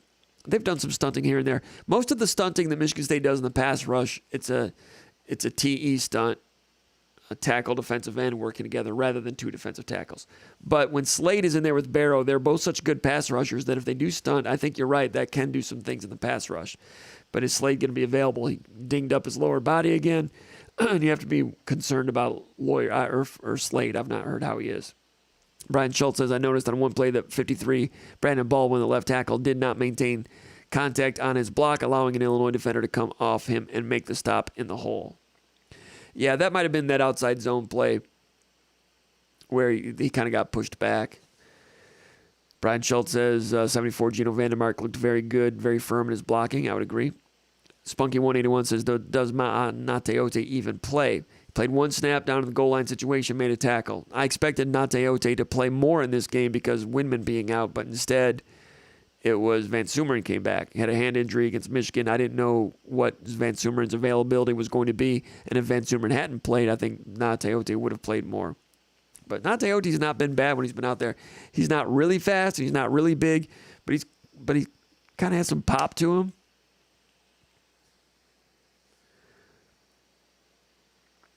I think that's going to do it.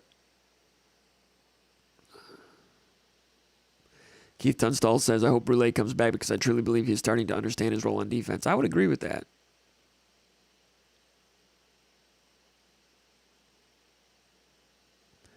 Justin Goins says, was the big long-term contract justified after only one good season? Is that an overreaction from the AD? Well, I think there was an overreaction in some ways. They beat Michigan and then it was released. I remember like CBS, like sports, like College Football Saturday, saying that somebody was reporting, and it was a national writer whose name I forget. Some national writer was reporting that he has it from sources that LSU is going to make a run for Mel Tucker. They're going to go after him. And I'm like, man, the agents are just playing these idiots. Agents want panic so their guy can get a big contract. And Tucker has a big contract, and he has his agent to thank for that, and he has his doing what he did in year number 2, did a great job. He has that to thank for it also. That led to high demand. But with that figure comes more pressure because you lose a couple games, everybody's going to be barking about it. Whether that bothers him or not, I don't know. But that's part of it. You get a contract like that, you're going to get some snipping. I was disappointed in the idiot on the broadcast. I think it was, I don't know what network it was. reiterating the reports from the other idiot that was saying that LSU was not going to go after him. The agent told media to say they were going after him to create panic. And some media members do what agents say. They'll do that for the agent, for his clients, and in exchange, the agents give some media members inside information, whether it be contracts or coaches going here or there. Like Wojnarowski does a great job in the NBA. Woj bombs. He has all these scoops. Where does he get his scoops? From the agents.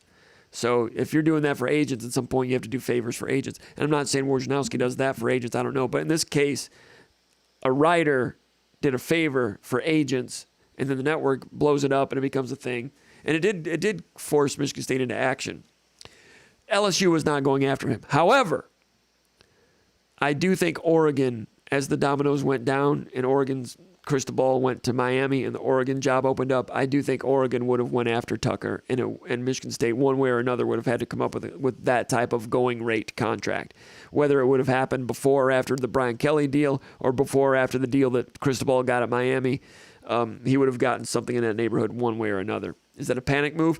Comes down to supply and demand. How much demand does Michigan State have to have a coach like that? How much could Michigan State stomach it if he had left for Oregon and he had gone out there and become the next great coach? I mean, Michigan State's had to deal with it since 1999 when Nick Saban left. Went to LSU, won a national title, went to the NFL, failed. Now he's become the best coach of all time at Alabama.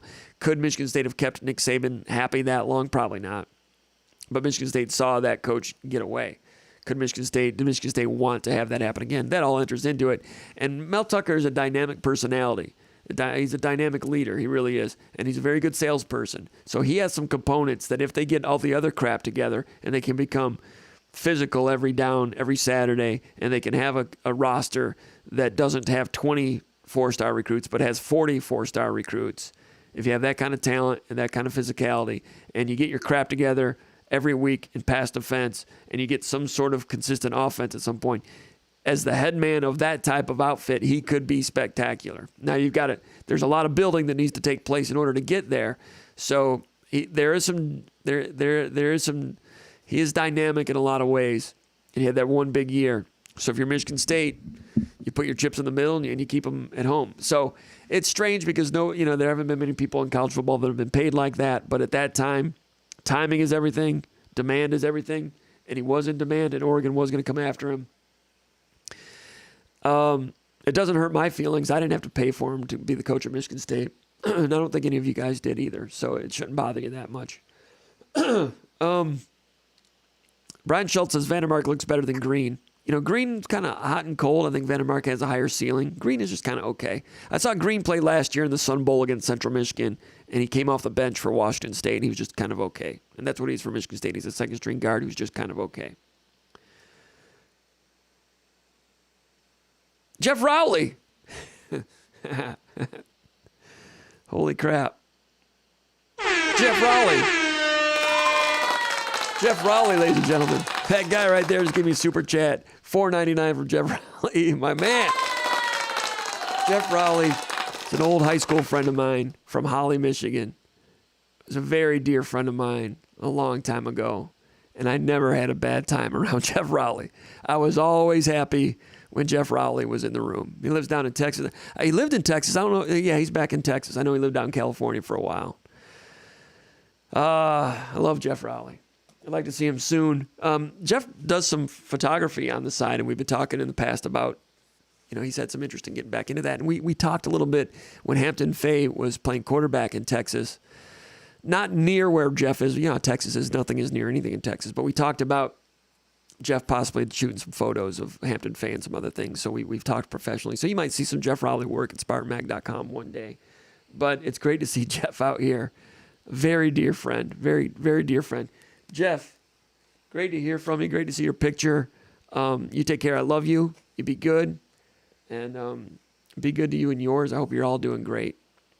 Very dear friend of mine from high school, man. Awesome guy. Jeff, be good. Take care. We're going to wrap it up now. And that's it for Spartan Mag Live. Jeff, I've got your number. I'll send you a text here in a minute. It's great to hear from you. And it was great to hear from you a couple days ago, actually, also, because you came into contact with Kedrick Risano when you were down there, as a matter of fact. It's great to hear from you. I want to let you know everything is good here in East Lansing, Jeff. Haven't been to Holly in a while. Haven't talked to Weeks in a while. Saw Ted this summer. He came out and saw my son play some baseball up in Traverse City. Don't talk to Ted as much as I'd like to. Don't talk to Weeks as much as I'd like to. Rarely talk to Weeks anymore, unfortunately. Good guy. Anyway, I could talk a few more things about that. But anyway, everybody be good. I got the holidays coming up. Get ready for those. Got a big football holiday coming up this Saturday. Rutgers is going to be in town. It's going to be cold. Wear your rain pants, people. Maybe even ski pants. It's the biggest mistake by Michigan State and football fans in the Midwest is they put a coat on and they just wear jeans to a football game. It's going to be drizzly. It's going to be sleet. Rain pants, people. Or ski pants. Protect your legs. Bundle up. Layer up. And play all 4 quarters as a fan. That's my advice to everybody. Hey, thanks for coming out. Go to SpartanMag.com. Become a subscriber. Give us a like. Subscribe to this channel. We'll see you next time. Rowley, take care. Love you.